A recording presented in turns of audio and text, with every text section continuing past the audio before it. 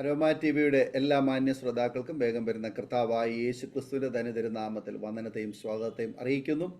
അനുഗ്രഹീതവും മനോഹരമായ നല്ല നിമിഷങ്ങൾക്കായി, നല്ല ദിവസത്തിനായി ഞാൻ കർത്താവിന് സ്തോത്രം ചെയ്യുന്നു. അരോമ ടി വി പ്രേക്ഷകരോടൊപ്പം അനുഗ്രഹിക്കപ്പെട്ട ജീവിതാനുഭവം, ദൈവം നടത്തിയ അത്ഭുതകരമായ വഴികളെക്കുറിച്ച് പങ്കുവയ്ക്കുവാൻ ഇന്ന് നമ്മുടെ ക്ഷണം സ്വീകരിച്ച് ജോയിൻ ചെയ്തിരിക്കുന്നത് കർത്താവിൻ്റെ വിലപ്പെട്ട ദാസി സിസ്റ്റർ ആശ ബിനുവാണ്. പഞ്ചാബിൽ പാർത്തുകൊണ്ട് കർത്താവിൻ്റെ മഹത്വമുള്ള ശുശ്രൂഷ ചെയ്യുവാൻ ദൈവം ശക്തമായി ഉപയോഗിച്ചുകൊണ്ടിരിക്കുന്ന ഈ വാത്സല്യ കുടുംബത്തിൻ്റെ ജീവിതാനുഭവങ്ങൾ, കർത്താവിൻ്റെ ദാസി കർത്താവിനെ അറിയുവാനിടയായി തീർന്ന ജീവിത സാഹചര്യങ്ങളെക്കുറിച്ചൊക്കെ ദൈവനാമ മഹത്വത്തിന് വേണ്ടി പ്രേക്ഷകരോടൊപ്പം പങ്കുവയ്ക്കുന്നു. ഒരുപാട് അനുഭവങ്ങളും ഓർമ്മകളും പ്രേക്ഷകർക്ക് വലിയ പ്രചോദനം പകരുന്ന സാക്ഷ്യമാണ്. അതുകൊണ്ട് നമുക്ക് അവർക്ക് ശ്രദ്ധയോടെ പ്രാർത്ഥനയോടെ സ്കിപ്പ് ചെയ്യാതെ അവസാനം വരെ ഈ വീഡിയോ കാണുകയും കേൾക്കുകയും ചെയ്യാം. മാത്രമല്ല നിങ്ങളുടെ വലിയ അഭിപ്രായങ്ങളും നിർദ്ദേശങ്ങളും കമൻറ്റ് ബോക്സിൽ രേഖപ്പെടുത്താൻ മറക്കരുത്. അതുപോലെ തന്നെ നിങ്ങൾക്കൊരു പ്രാർത്ഥനാ വിഷയമുണ്ട്, ഞങ്ങളുമായി ബന്ധപ്പെടുവാൻ നിങ്ങൾ ആഗ്രഹിക്കുന്നെങ്കിൽ സ്ക്രീനിൽ കാണുന്ന വാട്സപ്പ് നമ്പറിൽ മെസ്സേജ് ആയിട്ട് ഞങ്ങളെ വിവരം അറിയിക്കൂ. ഞങ്ങൾ നിങ്ങൾക്ക് വേണ്ടി വിശേഷിച്ചാൽ പ്രാർത്ഥിക്കുന്നതായിരിക്കും. അതുപോലെ തന്നെ സാക്ഷ്യം പറഞ്ഞ പ്രിയപ്പെട്ടവരോടൊപ്പം എല്ലാ തിങ്കളാഴ്ചയും രാത്രി 9 മണി മുതൽ നടക്കുന്ന പ്രാർത്ഥനാ കൂട്ടായ്മയിൽ നിങ്ങൾക്ക് പങ്കുകൊള്ളാവുന്നതാണ്. നാം എല്ലാവരും ശ്രദ്ധയോടെ പ്രാർത്ഥനയോടെ ആയിരിക്കുമ്പോൾ കർത്താവിൻ്റെ വിലപ്പെട്ട ദാസി സിസ്റ്റർ ആശ ബിനുവിനെ തികഞ്ഞ സ്നേഹത്തോടും ആദരവോടും കൂടി അരോമ ടി വി പ്രേക്ഷകരോടൊപ്പം സമയം ചെലവഴിക്കുന്നതിനായിട്ട് ഞങ്ങൾ ക്ഷണിച്ചുകൊള്ളുന്നു. ദൈവനാമത്തിന് മഹത്വം ഉണ്ടാകട്ടെ. അരോമ ടി വിയിൽ ഇപ്രകാരം എൻ്റെ അനുഭവ സാക്ഷ്യം പറയുവാൻ അവസരം ഒരുക്കി തന്ന അരോമ ടി വിയുടെ അമരക്കാരനായ പാസ്റ്റർ ഡാനിയൽ ജോൺ, എന്നെ ഇതിലേക്ക് സജസ്റ്റ് ചെയ്ത സിസ്റ്റർ ഷെമ ഫിന്നി, അതോടൊപ്പം പലയിടങ്ങളായി എന്നെ ശ്രവിച്ചുകൊണ്ടിരിക്കുന്ന എല്ലാ ശ്രോതാക്കൾക്കും വീണ്ടും വരുന്നവനായ യേശു ക്രിസ്തുവിന്റെ നാമത്തിലുള്ള എൻ്റെ സ്നേഹവന്ദനത്തെ അറിയിക്കുന്നു.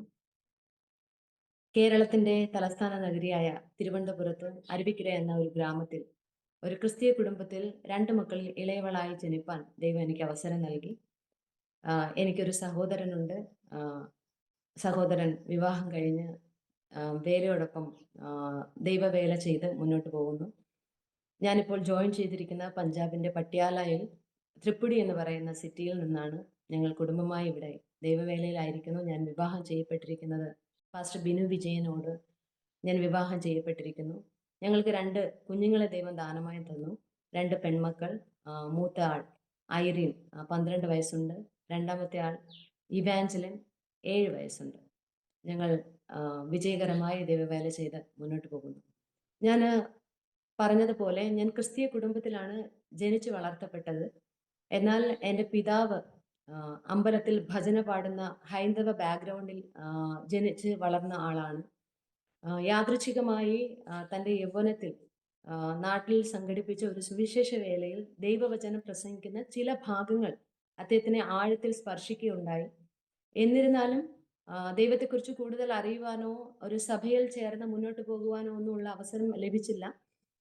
എന്നാൽ തുടർന്ന് തൻ്റെ യൗവനകാലത്ത് ഉണ്ടായ ഒരു അപകടത്തിൽ ലോറിയിൽ നിന്ന് താഴേക്ക് വീഴുന്ന സമയത്ത് യേശുവേ എന്നുള്ള ഒരു ഉൾവിളി അദ്ദേഹത്തിന്റെ ജീവിതത്തിൽ ഉണ്ടാകുകയും അത് അദ്ദേഹത്തിനെ വളരെയധികം സ്പർശിക്കുകയും താൻ അമ്പലത്തിൽ പോയി പല ദൈവങ്ങളെയും ഭജന പാടി പ്രസാദിപ്പിക്കാൻ ശ്രമിച്ചിട്ട് ഒരു അപകടം സംഭവിച്ചപ്പോൾ യേശുവിന്റെ നാമമാണല്ലോ എൻ്റെ മനസ്സിൽ വന്നത് എന്നുള്ള ഒരു ആ പ്രേരണയിൽ അദ്ദേഹം അരുവിക്കരയുള്ള ഒരു അസംബ്ലീസ് ഓഫ് ഗോഡ് സഭയിൽ പോകാൻ തുടങ്ങുകയും ദൈവത്തെ കൂടുതലായി അറിയാൻ ശ്രമിക്കുകയും ചെയ്തു.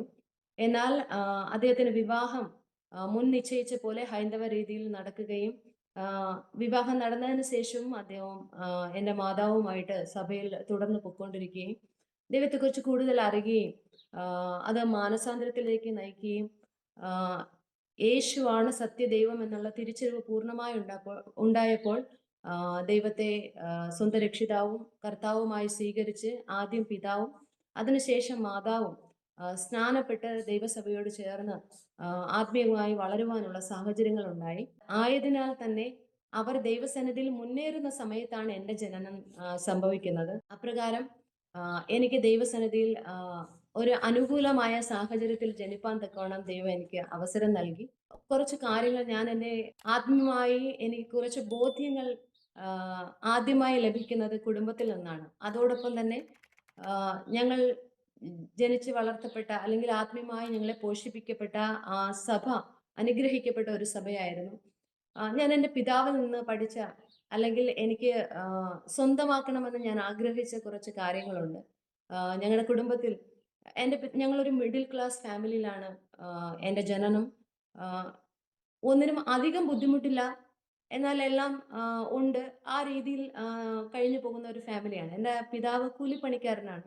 അപ്പൊ എന്നും ജോലിക്ക് പോയി അധ്വാനിച്ച് കുടുംബത്തെ പോറ്റുന്ന ഒരു കുടുംബം. അപ്പൊ എൻ്റെ അപ്പൻ എന്നും ജോലിക്ക് പോയിട്ട് വന്നിട്ട് എൻ്റെ അപ്പനൊരു ഡയറി ഉണ്ട്. ദശാംശം ജോലിക്ക് പോയിട്ട് വന്ന ഉടനെ അദ്ദേഹം ചെയ്യുന്ന ഒരു കാര്യമാണ് ആ ഡയറി എടുക്കും. അന്ന് ലഭിച്ച ശമ്പളത്തിൽ നിന്നുള്ള ദശാംശം എടുത്ത് ഫസ്റ്റ് പേജിൽ ഡയറിയുടെ ഫസ്റ്റ് ഭാഗത്ത് വെക്കും. ബാക്കിയുള്ള പൈസ എടുത്ത് ഡയറിയുടെ ലാസ്റ്റ് ഭാഗത്ത് വെക്കും. എന്നിട്ട് ദൈവത്തോട് നന്ദി പറഞ്ഞ് പ്രാർത്ഥിക്കുന്നത് ഞാൻ എപ്പോഴും കണ്ടിട്ടുണ്ട്. അതെനിക്ക് വളരെ പ്രചോദനമായിരുന്നു. ദൈവനാമത്തിന് വേണ്ടി കൊടുക്കണം എന്നുള്ളൊരു ആഹ് ബോധ്യം ഫാമിലിയിൽ നിന്ന് ലഭിപ്പാൻ തക്കവണ്ണം ഇടയായി തീർന്നു. അതുപോലെ ആവശ്യത്തിലിരിക്കുന്ന ജനത്തെ സഹായിക്കണം. ഒരാൾക്ക് സുഖമില്ല, അല്ലെങ്കിൽ ഒരാൾക്ക് ആവശ്യമുണ്ട്. എന്തിനും കൊടുക്കണം എന്നുള്ളൊരു ചിന്ത ഒരു മിഡിൽ ക്ലാസ് ഫാമിലിയിൽ നിന്നാണെങ്കിൽ പോലും അപ്പന്റെ ഈ ജീവിത രീതി എന്നെ ഒത്തിരി സ്വാധീനിച്ചിട്ടുണ്ട്.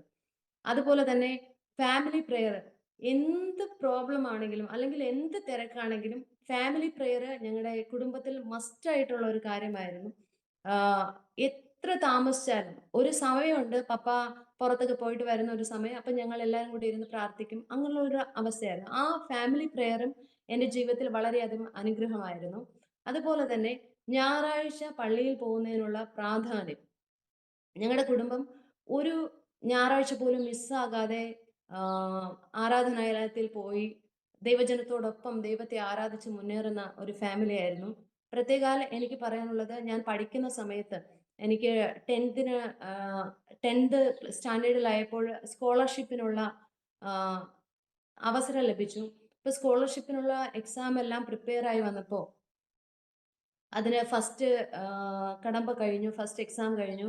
അടുത്ത നെക്സ്റ്റ് ഫൈനൽ എക്സാമിന് ഒരു ഞായറാഴ്ചയാണ് ഗവൺമെന്റിൽ നിന്നുള്ള ഡേറ്റ് വന്നത്. അപ്പൊ പപ്പ എന്നോട് പറഞ്ഞു, "മക്കളെ, നമുക്ക് പഠിക്കാനുള്ളതെല്ലാം ദൈവം തരും. നമുക്ക് ദൈവത്തെ പോയി ആരാധിക്കാം. നമുക്ക് ഈ എക്സാം എഴുതാൻ പറ്റുമെന്ന് തോന്നുന്നില്ല. കാരണം ഞായറാഴ്ചയാണ് അവര് തന്നിരിക്കുന്നത്." എന്ന് പറഞ്ഞാൽ ഞായറാഴ്ച മുടക്കിയുള്ള ഒരു നന്മയും നമുക്ക് വേണ്ട എന്നുള്ളൊരു തീരുമാനം ഞങ്ങളുടെ കുടുംബത്തിനകത്തുണ്ടായിരുന്നു. അതുപോലെ മക്കളെ ആഹ് ആഹ് ഞങ്ങളെ സ്നേഹിക്കുകയും അതോടൊപ്പം ബഹുമാനിക്കുകയും ചെയ്യുന്ന ഒരു കുടുംബമായിരുന്നു. മാതാവും പിതാവും ഒരുപോലെ. ഞാൻ പല സാക്ഷ്യങ്ങളിലും പലര് പറയുന്നത് കേട്ടിട്ടുണ്ട്. കരഞ്ഞ് പ്രാർത്ഥിക്കുന്ന ഒരു അമ്മയുടെ അനുഭവം. എന്നാൽ ഞങ്ങളുടെ ജീവിതത്തിൽ കരഞ്ഞ് പ്രാർത്ഥിക്കുന്ന അമ്മയും അപ്പന്റെയും ജീവിതമാണ് ഞങ്ങൾക്ക് പറയാനുള്ളത്, എനിക്ക് പറയാനുള്ളത്. അപ്പനും അമ്മയും ഒരുപോലെ കരഞ്ഞ് പ്രാർത്ഥിക്കുന്ന ഒരു കുടുംബമായിരുന്നു. അമ്മ പ്രത്യേകാൽ വെളിപ്പാട് ദർശനത്തോടു കൂടി ഞങ്ങളുടെ കുടുംബത്തെ ദൈവം അപ്രകാരം ഞങ്ങളുടെ കുടുംബത്തെ അനുഗ്രഹിച്ചു. തുടർന്ന് എൻ്റെ വിദ്യാഭ്യാസം ഞാൻ +2 കഴിഞ്ഞ് ഉപരിപഠനത്തിനായി ആഗ്രഹിച്ചുകൊണ്ടിരുന്നപ്പോൾ എൻ്റെ പിതാവിൻ്റെ ആഗ്രഹമാണ് എന്നെ നഴ്സിംഗ് പഠിപ്പിക്കണം എന്നുള്ള ആഗ്രഹം അദ്ദേഹത്തിന് ഉണ്ടാകുകയും, കാരണം അദ്ദേഹം 5ാം ക്ലാസ് വരെ പഠിച്ചിട്ടുള്ളൂ. അപ്പൊ പഠിക്കുന്ന കുഞ്ഞുങ്ങളെയും വളരെ ഇഷ്ടമാണ്. പഠിപ്പിക്കുന്നതും എന്ത് ബുദ്ധിമുട്ടിയായാലും പഠിപ്പിക്കണം എന്നുള്ള ചിന്തയുള്ള ഒരു പിതാവായിരുന്നു. അപ്പോ ഇങ്ങനെ നഴ്സിങ്ങിനായിട്ട് പഠിക്കാം എന്നുള്ള ഒരു അഭിപ്രായം വീട്ടിലുണ്ടാകുകയും, പിതാവിന്റെ ആഗ്രഹമാണ്. എനിക്ക് അന്ന് എന്നെ വേറെ ഗൈഡ് ചെയ്യാൻ വേറെ ആരുമില്ല. ഇന്നത് പഠിച്ചാൽ കൊള്ളാം, അല്ലെങ്കിൽ ഇത് പഠിച്ചു കഴിഞ്ഞാൽ ഫ്യൂച്ചർ നല്ലതാണ് എന്നൊന്നും പറയാൻ ആരുമില്ല. അപ്പൊ പിതാവിന്റെ ആഗ്രഹം, പിതാവ് ഇങ്ങനെ അന്വേഷിച്ചപ്പോൾ ആ സമയത്ത് പോപ്പുലർ ആയിരുന്ന, അല്ലെങ്കിൽ ആ സമയത്ത് സ്കോപ്പ് ഉണ്ടായിരുന്ന ഒരു പ്രൊഫഷൻ ആയിരുന്നു നഴ്സിംഗ് പ്രൊഫഷൻ. ഞങ്ങൾ അങ്ങനെ ആഗ്രഹിക്കുകയും പ്രാർത്ഥിക്കുകയും ചെയ്തു. കോളേജുകളിൽ അഡ്മിഷന് വേണ്ടി ആപ്ലിക്കേഷൻ കൊടുത്തു. എന്നാൽ സ്വാശ്രയ കോളേജുകളും ഗവൺമെന്റുമായി ചില ധാരണകളിൽ ബുദ്ധിമുട്ടുണ്ടായിരുന്ന കാരണം സ്വാശ്രയ കോളേജുകളെല്ലാം സമരം ചെയ്തുകൊണ്ടിരുന്നത് കാരണം ഇച്ചിരി ലേറ്റ് ആയിട്ടാണെങ്കിലും ദൈവസഭ ഒരുമിച്ച് പ്രാർത്ഥിച്ചു.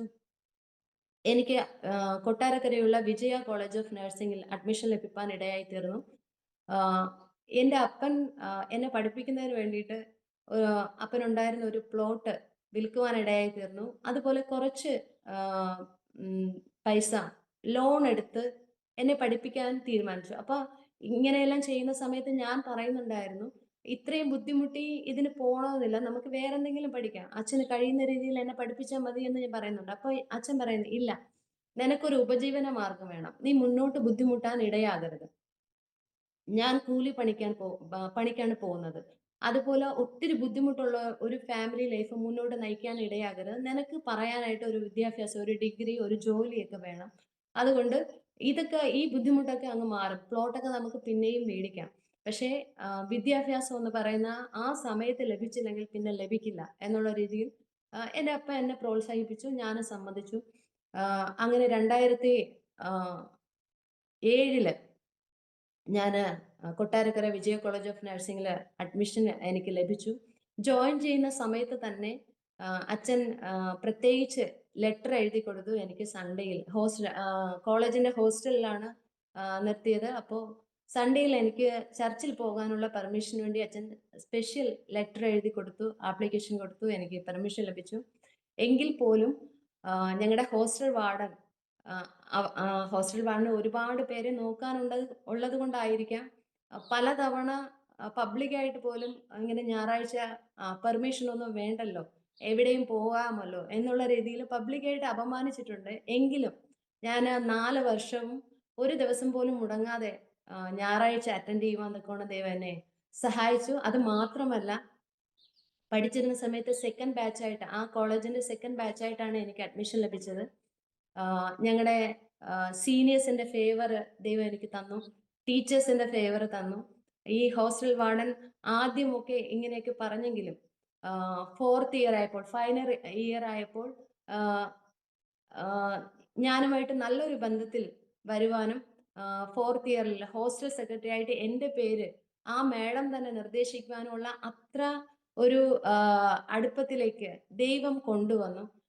അങ്ങനെ വിജയകരമായിട്ട് 2011 ഞാൻ എൻ്റെ നഴ്സിംഗിന്റെ വിദ്യാഭ്യാസം പൂർത്തിയാക്കി. അങ്ങനെ പൂർത്തിയാക്കി നിൽക്കുന്ന സമയത്താണ് എനിക്ക് ഉള്ള വിവാഹ ആലോചനകളെ പറ്റി വീട്ടിൽ ചർച്ചകൾ നടക്കുന്നത്. അപ്പം ഞാൻ ആദ്യം പപ്പയോട് പറഞ്ഞു, പപ്പ, ഒന്നാമത്തെ കാര്യം എനിക്ക് ലോൺ അടച്ചു തീർക്കണം. ഞാൻ ലോൺ അടച്ചു തീർത്തിട്ട് എൻ്റെ വിവാഹത്തെ കുറിച്ച് ഞാൻ അച്ഛാന്നാ വിളിക്കുന്ന, അച്ഛൻ ആലോചിച്ചാൽ മതി. ഞാൻ ലോൺ അടച്ച് തീർത്തിട്ട് എന്നെ വിവാഹം കഴിപ്പിക്കുന്നതിൽ എനിക്ക് ഒരു പ്രശ്നവുമില്ല. അച്ഛന് ഇഷ്ടമുള്ള ആളെ കണ്ടുപിടിച്ച് വിവാഹം നടത്താം.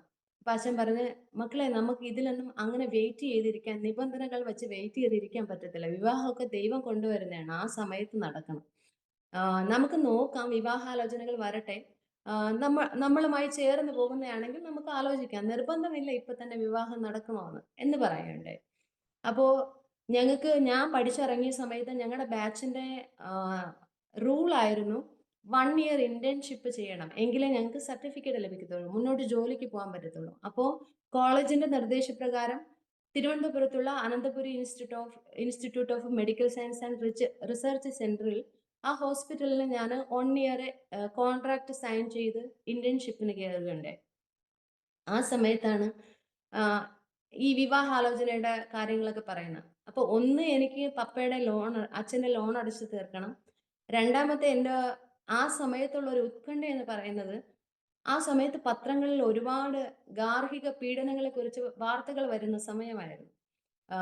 അമ്മായിയമ്മ ഉപദ്രവിച്ചു, അല്ലെങ്കിൽ ഭർത്താവ് ഉപദ്രവിച്ചു, ആത്മഹത്യ ചെയ്തു, അല്ലെങ്കിൽ ആ രീതിയിലൊക്കെ ഉള്ള ഒരുപാട് വാർത്തകൾ പ്രചരിക്കുന്ന ഒരു സമയത്താണ് എൻ്റെ ഈ വിവാഹാലോചനകൾ നടക്കുന്നത്. അപ്പം എനിക്കിത് ഭയങ്കര ബുദ്ധിമുട്ടായിട്ട്, എന്ന് വെച്ചാൽ എങ്ങനെ വിവാഹത്തിലേക്ക് കടക്കും, അവിടെ പോയാൽ എന്തായിരിക്കും, പുതിയ വീട്ടിലേക്ക് പോകുമ്പോൾ എങ്ങനെയായിരിക്കും ആ കുടുംബം എന്നെ അക്സെപ്റ്റ് ചെയ്യുന്നത്, എന്നോട് എങ്ങനെയായിരിക്കും അവർ പെരുമാറുന്നത് എന്നുള്ള വളരെയധികം ഉത്കണ്ഠയോടെ ഞാൻ ജീവിച്ചിരുന്ന ഒരു സമയമായിരുന്നു. അപ്പൊ അച്ഛൻ ഇങ്ങനെ പറയുവാണ്, വിവാഹത്തിന്റെ കാര്യത്തിൽ മുന്നോട്ട് പോകണം എന്നുള്ളൊരു, ഓക്കെ, സമ്മതിച്ചു. ഞാന് പ്രാർത്ഥിക്കുവാൻ തുടങ്ങി. ദൈവമേ, അങ്ങയുടെ ഇഷ്ടപ്രകാരമുള്ള ഒരാൾ, എനിക്ക് പ്രത്യേകിച്ച് ഡിമാൻഡ്സ് ഒന്നുമില്ല, ഒരു താല്പര്യം ഉണ്ടായിരുന്നു എന്നെക്കാളും കുറച്ചുകൂടെ ഹൈറ്റ് ഉള്ള ആളായിരിക്കണമെന്ന്. പക്ഷേ അങ്ങയുടെ ഇഷ്ടപ്രകാരം എന്താണോ അങ്ങയുടെ ഇഷ്ടം, ആ ആള് വന്നാൽ മതി, ആ ആള് തന്നെ ഫസ്റ്റ് എന്നെ വന്ന് കാണണം എന്നുള്ള രീതിയിൽ ഞാൻ പ്രാർത്ഥിക്കാൻ തുടങ്ങി. എനിക്ക് വീണ്ടും വീണ്ടും ആൾക്കാരുടെ മുന്നിൽ പോയി നിൽക്കാൻ താല്പര്യമില്ല. ദൈവമേ, അങ്ങയുടെ ഇഷ്ടം എന്താണ്, ആദ്യം വരുന്ന ആ വിവാഹം തന്നെ നടക്കണമേ എന്നുള്ള ഒരു പ്രാർത്ഥനയിൽ ഞാൻ ഇങ്ങനെ പ്രാർത്ഥിച്ചുകൊണ്ടിരുന്നു. അപ്പോ ഒരു വിവാഹാലോചന വന്നു. അപ്പം അച്ഛൻ പറഞ്ഞു, "ഓക്കെ, നമുക്ക് നോക്കാം, ആലോചിക്കാം. നമുക്ക് ഇഷ്ടപ്പെടുവാണെങ്കിൽ നമുക്ക് മുന്നോട്ട് പോകാം." അങ്ങനെ ഒരു കർത്തൃദാസൻ വന്ന് കുടുംബത്തോടെ വന്ന് കാണുവാൻ ഇടയായിത്തീർന്നു. പപ്പയും അമ്മയും കർത്തൃദാസനുമായിട്ട് വന്ന് കാണുവാൻ ഇടയായിത്തീർന്നു. അപ്പൊ വീട്ടുകാർ എന്നോട് ചോദിച്ചു, "നമുക്ക് എന്ത് ചെയ്യാം? നിനക്ക് എന്തെങ്കിലും പറയാനുണ്ടോ?" എന്നൊക്കെ ചോദിച്ചു. ഞാൻ പറഞ്ഞു, "എനിക്കൊന്നും പറയാനില്ല. ആഹ് ദൈവഹിതമാണെങ്കിൽ നടക്കട്ടെ.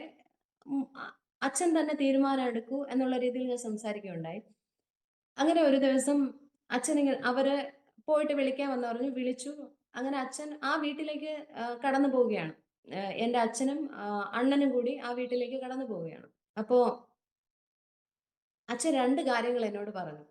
ഞാൻ ഇത് ഇത്രയും ഡീറ്റെയിൽഡ് ആയിട്ട് പറയുന്നത് ദൈവഹിതപ്രകാരം തന്നെ ഒരു വിവാഹത്തിലേക്ക് പ്രവേശിപ്പാൻ തക്കോണം ദൈവം എന്നെ സഹായിച്ചു. അതിനെക്കുറിച്ച് വിവരിക്കാൻ വേണ്ടിയിട്ടാണ് ഞാൻ ഇത്രയും ഡീറ്റെയിൽ ആയിട്ട് പറയുന്നത്. അപ്പൊ അച്ഛൻ പറയുവാണ്, "ഒരു കാര്യം, ഫിനാൻഷ്യലി കാര്യങ്ങൾ സംസാരിക്കുമ്പോൾ അവർക്ക് എന്തെങ്കിലും ഡിമാൻഡ് ഉണ്ടെങ്കിൽ ഈ വിവാഹം നടക്കില്ല. രണ്ടാമത്തെ കാര്യം, ആഹ് കുറച്ച് നാളുകൾക്ക് മുമ്പ് ചില ഇഷ്യൂസ് ഉണ്ടായി. കുറച്ച് ലീഗൽ നടപടികൾ നടന്നുകൊണ്ടിരിക്കുകയായിരുന്നു.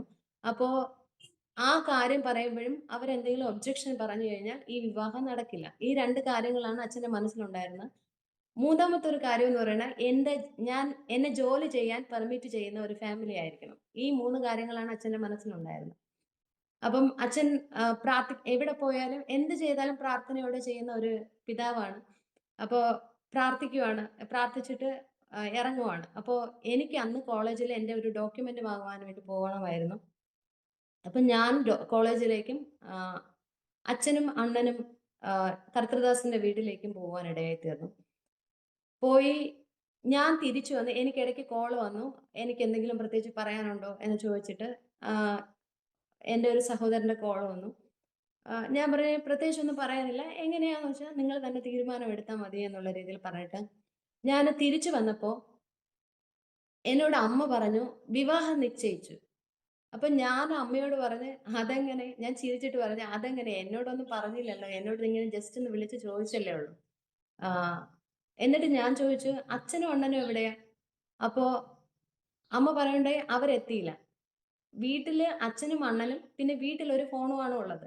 അപ്പം അച്ഛനും അണ്ണനും പോയിരിക്കയാണ്. ഞാൻ പോയപ്പോ ഒരു ഫോണ്, ആ വീട്ടിലുള്ള ഫോണ് അന്ന് അത്യാവശ്യം ആയതുകൊണ്ട് ഞാൻ കൊണ്ടുപോവുകയും ചെയ്തു. അപ്പൊ അമ്മ ഈ വിവരം അറിയാൻ വേറെ ഒരു വഴിയുമില്ല. അപ്പൊ ഞാൻ അമ്മയോട് ചോദിച്ചു, "അച്ഛനും അണ്ണനും വന്നായിരുന്നോ?" അപ്പൊ പറഞ്ഞു, "ഇല്ല, അവര് വരുന്നതേ ഉള്ളൂ." അമ്മ ഇപ്രകാരം പറഞ്ഞു, "ഞാന് പ്രാർത്ഥിച്ചിട്ട് ഇങ്ങനെ ഇരുന്നപ്പോ ഒരു ദർശനം കണ്ടു. ജൂലൈ 6-ാം തീയതിയില് വിവാഹം നിശ്ചയിച്ചിട്ടാണ് അച്ഛനും അണ്ണനും വരുന്നത്." അപ്പൊ ഞാനൊന്ന് ചിരിച്ചു. എന്നിട്ട് പറഞ്ഞു, അച്ഛനും അണ്ണനും വരട്ടെ, നമുക്ക് നോക്കാം" എന്ന് പറഞ്ഞു.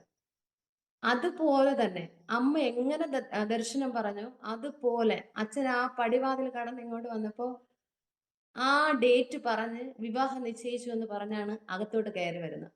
അപ്പൊ എനിക്ക് മനസ്സിലായി, ദൈവഹിതപ്രകാരമാണ് ഈ വിവാഹം. ആഹ് ദൈവമാണ് ഇത് നിശ്ചയിച്ചത് എന്നുള്ള കാര്യം എനിക്ക് മനസ്സിലായി. എന്നിട്ടും വിവാഹത്തിലേക്ക് കടക്കാൻ പല കടമ്പകളുണ്ടായിരുന്നു. പ്രത്യേകമായിട്ട് അവര് വിവാഹത്തിന്റെ കാര്യം ഇങ്ങനെ ഒരു 4 മാസത്തിനകത്ത് വിവാഹം നടത്തണം എന്നുള്ള രീതിയിലാണ് പറഞ്ഞ് ആഹ് സംസാരിച്ചു വെച്ചത്. എനിക്ക് 4 മാസത്തിനകത്ത് 1 ഇയർ ഇന്റേൺഷിപ്പ് കംപ്ലീറ്റ് ചെയ്യാൻ പറ്റില്ല.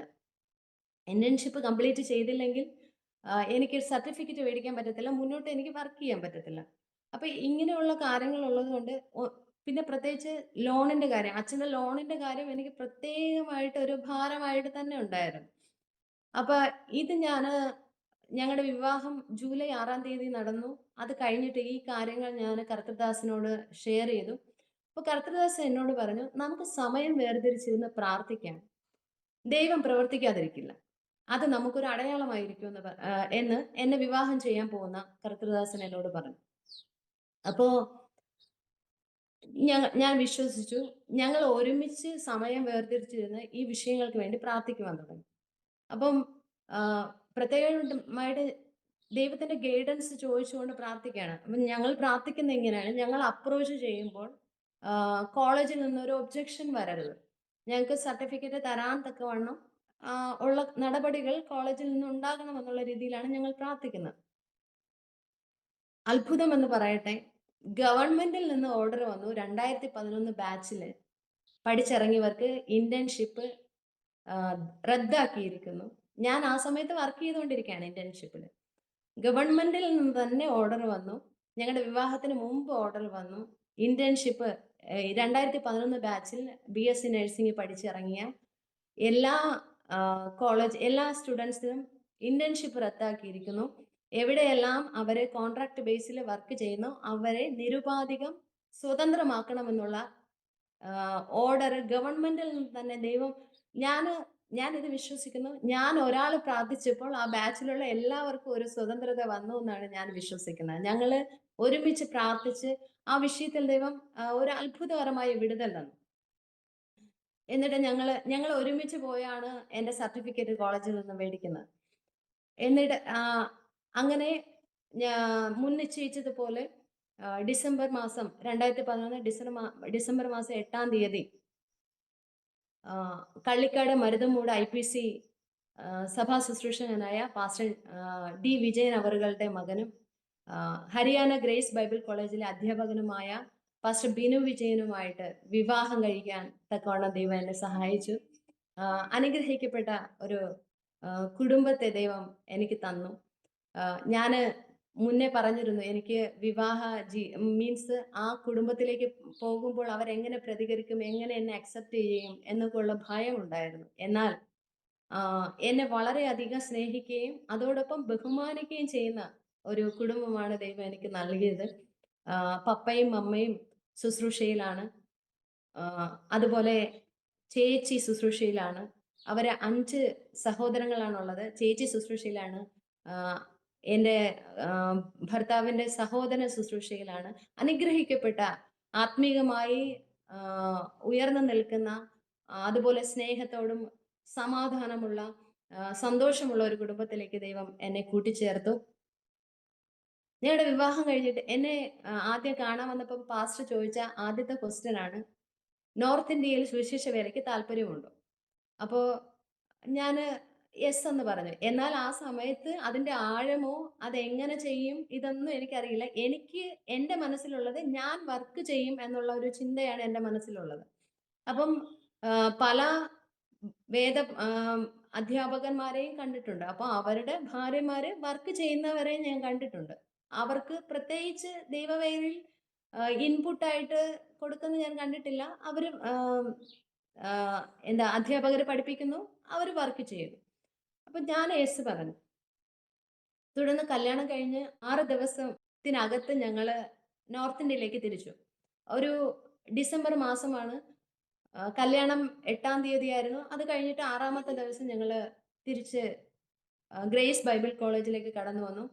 ഞങ്ങള് കൊടിയ തണുപ്പാണ്. നാട്ടിലെ തണുപ്പ് നോർമലാണ്. ഡിസംബറിലൊക്കെ ചെറിയ ഈ രാവിലെയും വൈകുന്നേരം ചെറിയൊരു തണുപ്പ്, അതുപോലും എനിക്ക് ബുദ്ധിമുട്ടാണ്. എന്നാൽ ഈ വലിയ തണുപ്പിൽ വന്നിട്ടും ദൈവം എന്നെ സൂക്ഷിച്ചു. ആ തണുപ്പുമായിട്ട് അഡ്ജസ്റ്റ് ആകുവാൻ ദൈവം സഹായിച്ചു. അത് കഴിഞ്ഞ് ഞങ്ങള് ഗ്രേസ് ബൈബിൾ കോളേജ് വന്നു. കർത്താവിന്റെ ദാസനെ വീണ്ടും പഠിപ്പിക്കാൻ തുടങ്ങി. അപ്പൊ ഞാൻ വീട്ടിലാണ്. ഒരു ദിവസം ഇങ്ങനെ റെഗുലർ ആയിട്ട് ലിസ്റ്റ് ഇട്ട പ്രകാരമുള്ള ഒരു ചാപ്പൽ സർവീസിൽ പ്രസംഗിക്കാൻ വേണ്ടി മെസ്സേജ് പ്രിപ്പയർ ചെയ്യാൻ വചനം ധ്യാനിച്ച് ഞങ്ങൾ ഒരുമിച്ച് പ്രാർത്ഥിച്ചുകൊണ്ടിരിക്കുമ്പോൾ ആ വിഷയം ഇതായിരുന്നു, ഈ ബലത്തോടെ പോകാം. ആ മെസ്സേജിന്റെ ടോപ്പിക് ആയിരുന്നു ഈ ബലത്തോടെ പോകാം. ഞങ്ങൾ വചനം ധ്യാനിച്ച് പ്രാർത്ഥിച്ചുകൊണ്ടിരിക്കുന്ന സമയത്ത് ദൈവാത്മാവ് ശക്തമായി ഞങ്ങളോട് പറഞ്ഞു, ഈ ബലത്തോടെ പോകാം. ആ വചന പ്രിപ്പറേഷൻ ഞങ്ങൾക്കും കൂടെ വേണ്ടിയുള്ള ഒരു ദൂതായിരുന്നു എന്ന് ഞങ്ങൾ അപ്പോഴാണ് അറിയുന്നത്. ദൈവവചനം ഇപ്രകാരം പറഞ്ഞു, ഗിദെയോനോട് പറയുകയാണ് ഈ ബലത്തോടെ പോകാം. അപ്പോ ദൈവം ഞങ്ങളോട് പറയുകയാണ് ഈ ബലത്തോടെ പോകാം. ഇത് മനസ്സിലാക്കിയ ഉടനെ ഞങ്ങൾ ആ ദൈവവചനത്തിന് ഞങ്ങളെ തന്നെ സമർപ്പിക്കുകയും തുടർന്ന് കർത്താവിന്റെ ദാസൻ റിസൈൻ ലെറ്റർ കൊടുക്കുകയും പറയുകയും ആ അക്കാഡമിക് ഇയർ കഴിഞ്ഞപ്പോൾ ഞങ്ങൾ അവിടെ നിന്ന് ഇറങ്ങുകയും ചെയ്തു. എന്നിട്ട് ഞങ്ങൾ നാട്ടിലേക്ക് കടന്നുപോയി. പക്ഷെ ഈ ബലത്തോടെ പോകാന്ന് പറഞ്ഞു. ദൈവത്തിന്റെ വചനമാണ്, അത് ഞങ്ങൾക്ക് അനുസരിച്ചേ പറ്റത്തുള്ളായിരുന്നു. അത് ഞങ്ങൾ അനുസരിച്ചു. പക്ഷെ ഞങ്ങൾക്ക് അറിയില്ല അടുത്ത് എങ്ങോട്ടാ പോകേണ്ട, എന്താ ചെയ്യേണ്ടത്, ഇതൊന്നും അറിയില്ല. അപ്പൊ ഞങ്ങള് നാട്ടിൽ തിരിച്ചുപോയി. ഞങ്ങള് നാട്ടില് പപ്പയോടും അമ്മയോടും ചേർന്ന് പ്രാർത്ഥിച്ചുകൊണ്ടേയിരുന്നു. അടുത്ത് എന്താണ് ദൈവം ഉദ്ദേശിക്കുന്നത് അതെന്ന് തിരിച്ചറിയാൻ വേണ്ടിയിട്ടുള്ള പ്രാർത്ഥനയിലും ഉപവാസത്തിലും ഒക്കെ ആയിരുന്നു. ദൈവാത്മാവ് ഞങ്ങളെ പല സമയങ്ങളായി ദൈവാത്മാവ് സംസാരിക്കുകയും ഞങ്ങളെ വഴി നടത്തുകയും ചെയ്തുകൊണ്ടിരുന്നു. ഒരു 3 മാസമായപ്പോൾ ദൈവാത്മാവ് പറഞ്ഞതുപോലെ 2 ക്ഷണങ്ങൾ ഞങ്ങൾക്ക് ലഭിച്ചു. ഒന്ന് ബാംഗ്ലൂരിൽ നിന്നും, ഒന്ന് ആഹ് പഞ്ചാബിലെ പട്യാലയിലുള്ള അസംബ്ലീസ് ഓഫ് ഗോഡിന്റെ ബൈബിൾ കോളേജായ നോർത്തേൺ ഇൻസ്റ്റിറ്റ്യൂട്ട് ഓഫ് ബിബ്ലിക്കൽ സ്റ്റഡീസിലേക്ക് ഒരവസരമുണ്ട് എന്ന് എൻ്റെ ഒരു കസിൻ ബ്രദറായ പാസ്റ്റർ അശോകൻ, അമൃത്സറിൽ ആഹ് വേല ചെയ്യുന്ന പാസ്റ്റർ അശോകനിലൂടെ ഞങ്ങൾക്കൊരു കോൾ ലഭിക്കുകയും ചെയ്തു. അപ്പോൾ ദൈവം ഞങ്ങൾക്ക് ആലോചന പറഞ്ഞ അനുസരിച്ച് പഞ്ചാബിലുള്ള ആഹ് ആ കോളേജിലേക്ക് പോകുന്നതാണ് ദൈവഹിതമെന്ന് തിരിച്ചറിയുകയും ഞങ്ങൾ അതിനുവേണ്ടി പ്രിപ്പയർഡ് ആകുകയും ചെയ്തു. ഞങ്ങൾ മനസ്സുകൊണ്ടും ആത്മാവിലും പ്രാർത്ഥിക്കുകയും പ്രിപ്പയർഡ് ആകുകയും ചെയ്തു. എന്നാൽ ഞങ്ങൾക്ക് ഇങ്ങോട്ട് വരാനുള്ള ഫിനാൻഷ്യലി ഉള്ള ഒരു സ്ട്രെങ്ത് ഞങ്ങൾക്കില്ലായിരുന്നു. ഞങ്ങളുടെ കയ്യിൽ ആ സമയത്ത് 3 മാസം ഞങ്ങൾ വീട്ടിൽ തന്നെ ഉണ്ടായിരുന്നു. അപ്പോൾ ഞങ്ങളുടെ പ്രത്യേകിച്ച് പറയാൻ ഞങ്ങളുടെ കയ്യിൽ ആ സമയത്ത് ഇങ്ങോട്ട് ടിക്കറ്റ് എടുക്കാൻ പോലും ഞങ്ങൾക്ക് ആ സമയത്ത് കാശില്ല. അപ്പൊ പപ്പ, എൻ്റെ ഹസ്ബൻഡിന്റെ പിതാവ് ഒരാളിൽ നിന്ന് 5000 രൂപ പലിശയ്ക്ക് പൈസ എടുത്ത് ഞങ്ങൾക്ക് തരികയുണ്ടായി പോവാൻ സമയത്ത്. "നീ ഇത് കൊണ്ടുപോ, ദൈവം നോക്കിക്കോളും" എന്ന് പറഞ്ഞു. അങ്ങനെ ഞങ്ങളുടെ പിതാവ് മീൻസ് എൻ്റെ ഹസ്ബൻഡിന്റെ കുടുംബവും ഫിനാൻഷ്യലി ഒത്തിരി ഹൈ ലെവലിൽ നിൽക്കുന്ന കുടുംബമല്ല. ഒരു മിഡിൽ ക്ലാസ് ഫാമിലിയാണ്. അപ്പോ ആർക്കും ഞങ്ങളെ ആഗ്രഹമുണ്ടെങ്കിലും സപ്പോർട്ട് ചെയ്യാനുള്ള സാഹചര്യങ്ങളില്ല. അപ്പൊ പപ്പ ഇങ്ങനെ പലിശയ്ക്ക് എടുത്ത് തന്നു. ഞങ്ങൾ ഒരുമിച്ച് തീരുമാനിച്ചു, പ്രാർത്ഥിച്ചു. ഞങ്ങൾ കടന്നു വരാനിടയായി തീർന്നു. ഞങ്ങളങ്ങനെ ജൂലൈ മാസത്തിൽ 2012 ജൂലൈ മാസത്തിൽ പട്യാലയിലേക്ക് കടന്നു വന്നു. NIBSൽ അസംബ്ലീസ് ഓഫ് ഗോഡിന്റെ ബൈബിൾ കോളേജായ NIBSൽ രജിസ്ട്രാറായിട്ട് കർത്താവിന്റെ ദാസൻ ജോലി ചെയ്യാൻ അല്ലെങ്കിൽ സേവനമനുഷ്ഠിക്കാൻ തുടങ്ങി. ഞങ്ങൾ കടന്നു വന്നത് ആ യാത്രയിൽ തന്നെ എനിക്ക് ശാരീരികമായിട്ട് ഒത്തിരി ബുദ്ധിമുട്ട് അനുഭവിച്ചു. ആ സമയം ചൂടിന്റെ കാഠിന്യമുള്ള സമയമായിരുന്നു.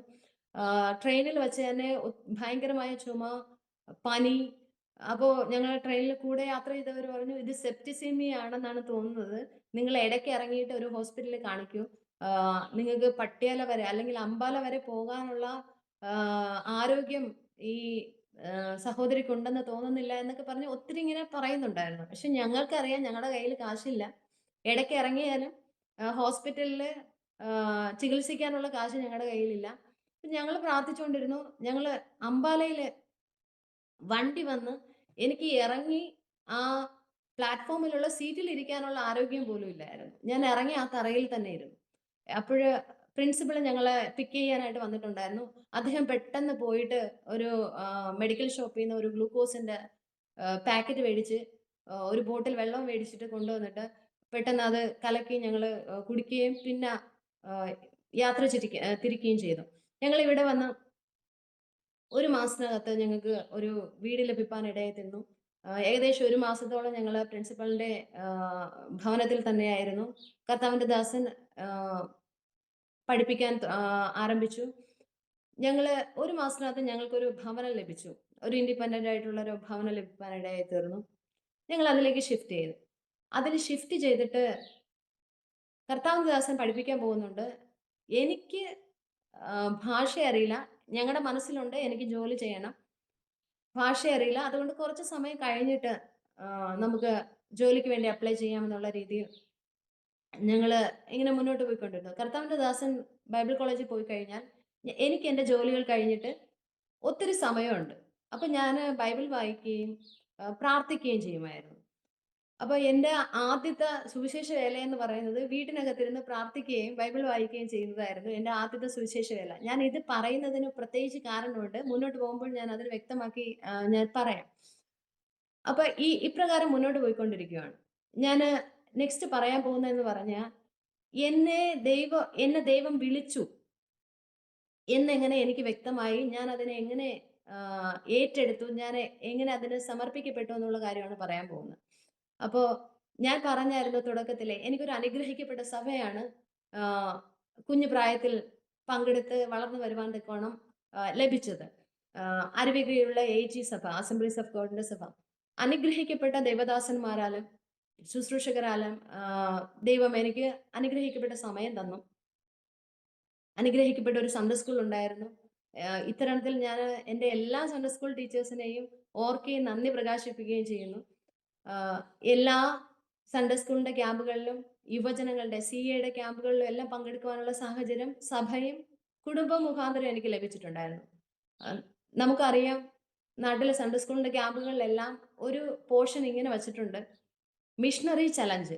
അതില് ദേവദാസന്മാര് മിഷണറി ആയിട്ട് പോയവർ വന്ന് ദൈവവചനവും അവരുടെ അനുഭവങ്ങളും പറഞ്ഞിട്ട് ദൈവവേലയ്ക്ക് വേണ്ടി സമർപ്പിക്കാൻ വേണ്ടിയിട്ടുള്ള ഒരു പ്രചോദനമാണ് ആ സമയത്ത് നൽകുന്നത്. എല്ലാ മിഷണറി ചലഞ്ചിലും എൻ്റെ ഹൃദയത്തിനകത്ത് ഒരു പ്രത്യേക അനുഭവം ഉണ്ടാകാറുണ്ടായിരുന്നു. പക്ഷെ എനിക്കറിയില്ല അതെനിക്ക് ദൈവവേലയ്ക്ക് വേണ്ടിയിട്ടുള്ള വിളിയാണെന്നുള്ള കാര്യം എനിക്കറിയില്ലായിരുന്നു. പക്ഷെ ഒരു ഒരു പ്രത്യേക അനുഭവം ഉണ്ടാവും. ഒരു ഒരു കുളിർമ എന്നൊക്കെ പറയാം. എന്തോ ഒരു പ്രത്യേക അനുഭവം ഉണ്ടാകുമായിരുന്നു. പക്ഷെ അത് കഴിഞ്ഞിട്ട് പിന്നെ അതിനെക്കുറിച്ച് ആലോചിക്കത്തില്ല.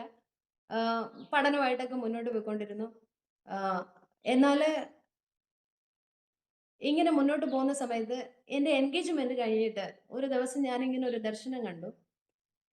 എന്നോട് ദൈവാത്മാവ് പറയുകയാണ്, നോർത്ത് ഇന്ത്യയിലെ അനേകായിരങ്ങൾ നിങ്ങൾക്കായി കാത്തിരിക്കുന്നു. ഞാൻ പറഞ്ഞല്ലോ, ഞങ്ങളുടെ എൻഗേജ്മെന്റ് കഴിഞ്ഞിട്ട് സമയം വേർതിരിച്ച് പ്രാർത്ഥിക്കുന്ന ഒരു സ്വഭാവം ജീവിതത്തിലുണ്ടായി. അതിനു മുമ്പ് ഞങ്ങളുടെ സഭയിൽ റെഗുലർ ആയിട്ട് ഫാസ്റ്റിംഗ് പ്രയർ നടക്കാറുണ്ട്. സൺഡേ സ്കൂൾ അനുഗ്രഹമായിട്ട് നടക്കാറുണ്ട്. അനുഗ്രഹമായിട്ട് എല്ലാം ഒരു കൂട്ടത്തിൽ ആത്മീകമായിട്ട് മുന്നേറുന്ന ഒരു അനുഭവമായിരുന്നു. എന്നാൽ ഈ എൻഗേജ്മെന്റ് കഴിഞ്ഞിട്ട് പ്രത്യേകമായിട്ട് ഇതിനെ പ്രാർത്ഥിപ്പാനുള്ള ഒരു നിയോഗം കൂടി അതോടുകൂടി ലഭിക്കുകയുണ്ടായി. കാരണം പാസ്റ്റർ ഒരു പാസ്റ്ററിന്റെ ഫാമിലിയിൽ നിന്നുള്ളതാണ്. കർത്തദാസ സുവിശേഷ വേലയുടെ ബാക്ക്ഗ്രൗണ്ടിൽ നിന്നുള്ളതാണ്. അപ്പം അവര് ഒത്തിരി പ്രാർത്ഥിച്ചും ഉപവസിച്ചും ഒക്കെയാണ് അവർ സുവിശേഷ വേലയിൽ മുന്നേറിയത്. ഇതില് എന്നോട് കർത്തദാസൻ ഇടയ്ക്ക് ചോദിക്കുകയുണ്ടായി, എത്ര സമയം പ്രാർത്ഥിക്കും? എൻഗേജ്മെന്റ് കഴിഞ്ഞിട്ട് ഒരിക്കലും ചോദിക്കുകയുണ്ടായി, എത്ര സമയം പ്രാർത്ഥിക്കും?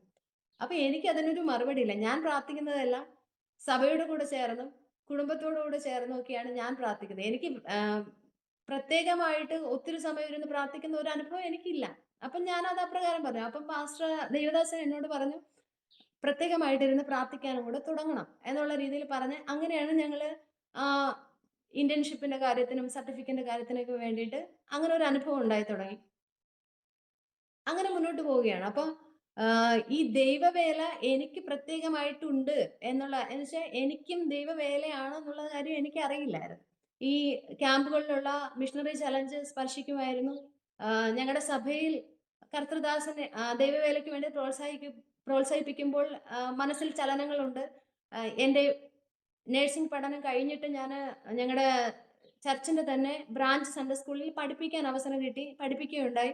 എന്നിട്ടും ഞാൻ സുവിശേഷ വേല ചെയ്യുന്നുള്ള ഒരു ചിന്തയെ എൻ്റെ മനസ്സിൽ ഇല്ല.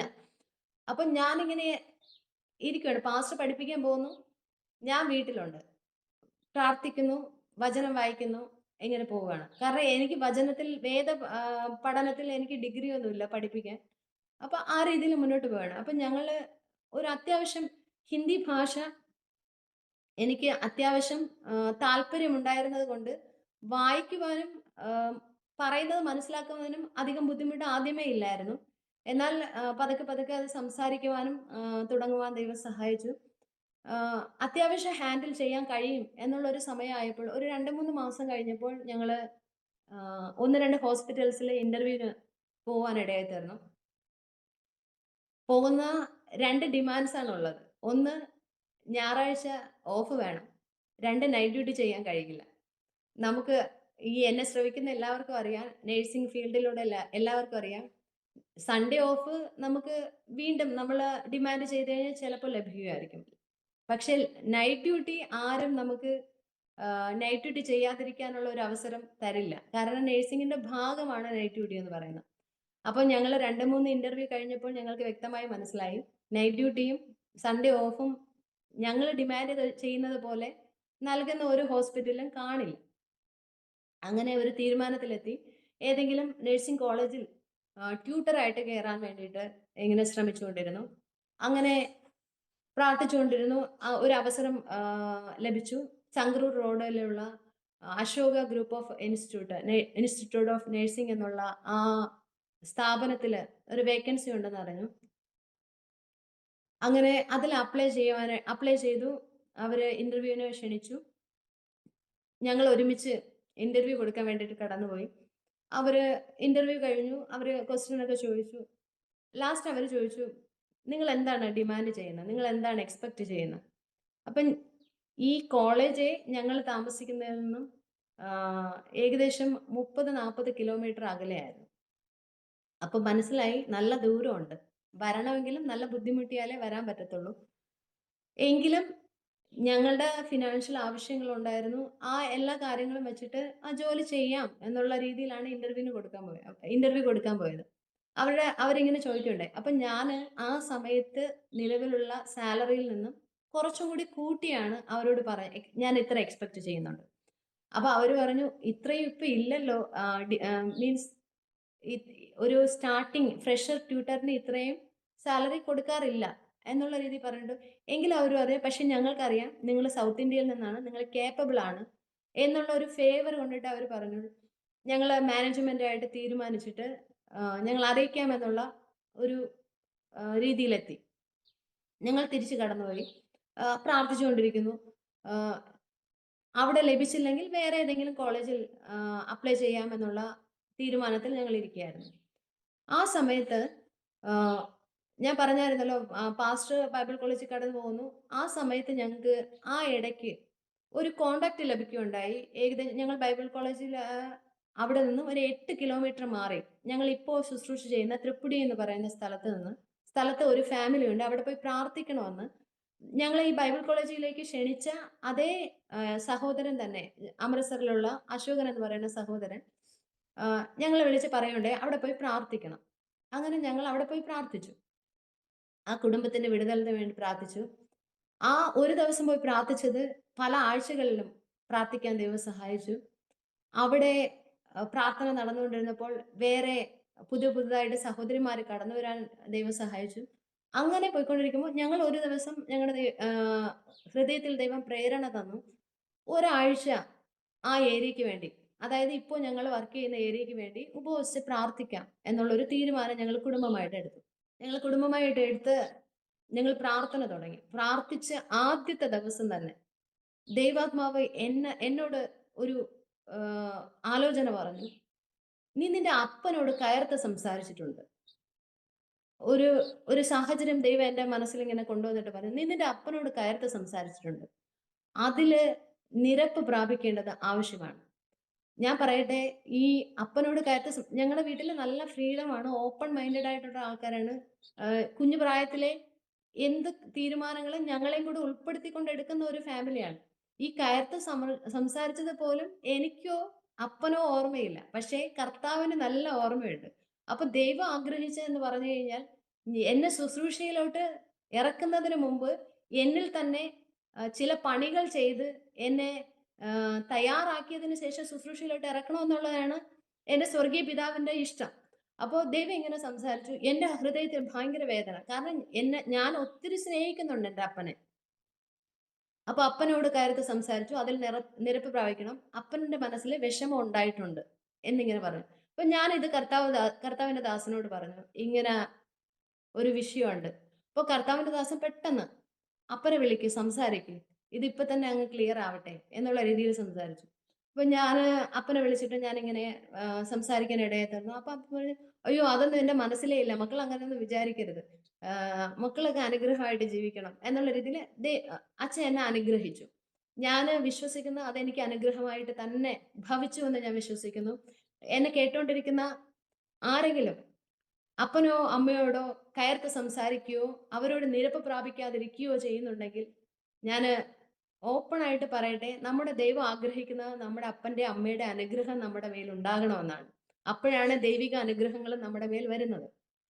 അതുകൊണ്ട് ആരെങ്കിലും അപ്പനോടോ അമ്മയോടോ ഉള്ള ബന്ധത്തിൽ ദൂരത്തായിരിക്കുന്നുവെങ്കിൽ അത് ക്രമീകരിപ്പാൻ പെട്ടെന്ന് തന്നെ, നിങ്ങൾ ഇത് കേൾക്കുന്ന സമയത്ത് തന്നെ നിങ്ങളുടെ ഹൃദയങ്ങളിൽ ദൈവാത്മാവ് സംസാരിക്കട്ടെ. അത് ക്രമീകരിപ്പാൻ ദൈവം സഹായിക്കട്ടെ. ഞാൻ അത് ക്ലിയർ ചെയ്തു. അപ്പനും ഹാപ്പി, ഞങ്ങൾ കുടുംബമായി ഹാപ്പി. എന്നിട്ട് മുന്നോട്ട് പോവുകയാണ്. 7 ദിവസം ഫാസ്റ്റിംഗ് ആണ്. ഇത് ആദ്യത്തെ ദിവസം സംഭവിച്ചതാണ്. എനിക്ക് പിന്നീടുള്ള ദിവസങ്ങളിൽ ഉറക്കമില്ല. ഞാൻ ഉറങ്ങാൻ ഉറക്കമില്ലാന്ന് പറഞ്ഞാൽ ഉറക്കം വരുന്നില്ല എന്നല്ല. ഉറക്കം വരുന്നുണ്ട്. പക്ഷെ ഉറങ്ങാൻ കഴിയുന്നില്ല. ഇങ്ങനെ ഉറങ്ങി ഇങ്ങനെ കണ്ണടഞ്ഞ് വരുമ്പഴ് കൈയും കാലുകളും ഞെട്ടും. ഭയങ്കര അസ്വസ്ഥത. അപ്പൊ ഞാൻ മെഡിക്കൽ ഫീൽഡിൽ നിന്നുള്ളതാണ്. അപ്പൊ എനിക്കറിയാം ചില വൈറ്റമിൻസിന്റെ കുറവുകളൊക്കെ ഉണ്ടെങ്കിൽ ഇങ്ങനെ ഉറക്കം വരത്തില്ല. ഇങ്ങനെ ശരീരത്തില് ഞെട്ടലുകളൊക്കെ ഉണ്ടാവും. അപ്പൊ ഞാന് വൈറ്റമിന്റെ ടാബ്ലറ്റ് ന്റെ കാര്യം ഇങ്ങനെ ആലോചിച്ചു. അത് ചെക്ക് ചെയ്യാനുള്ള കാര്യങ്ങളൊക്കെ ആലോചിച്ചു. പക്ഷെ മനസ്സിലായി ഇത് വൈറ്റമിന്റെ കുറവല്ല. വേറെന്തോ ആണ്. അപ്പോ ആഹ് പതിവ് പോലെ ദേവദാസൻ ബൈബിൾ കോളേജിലേക്ക് കടന്നുപോയി. ഞാൻ എന്റെ ജോലികളൊക്കെ കഴിഞ്ഞിട്ട് പ്രാർത്ഥിക്കാനുള്ള തയ്യാറെടുപ്പിലാ. ഞാൻ പ്രാർത്ഥിച്ചു തുടങ്ങിയതുമില്ല. പ്രാർത്ഥിക്കാനുള്ള തയ്യാറെടുപ്പിലായിരുന്നു. അപ്പൊ ഞാനിങ്ങനെ ഞങ്ങളുടെ വീടിന്റെ വരാന്തയിൽ നിൽക്കുന്ന സമയത്ത് ശക്തമായ ഒരു ദൈവിക ആലോചന, ദൈവിക ശബ്ദം ഞാൻ കേട്ടു. "നീ നിന്റെ ജോലി ഉപേക്ഷിച്ചിട്ട് ദൈവവേലയ്ക്ക് വേണ്ടി സമർപ്പിക്കണം."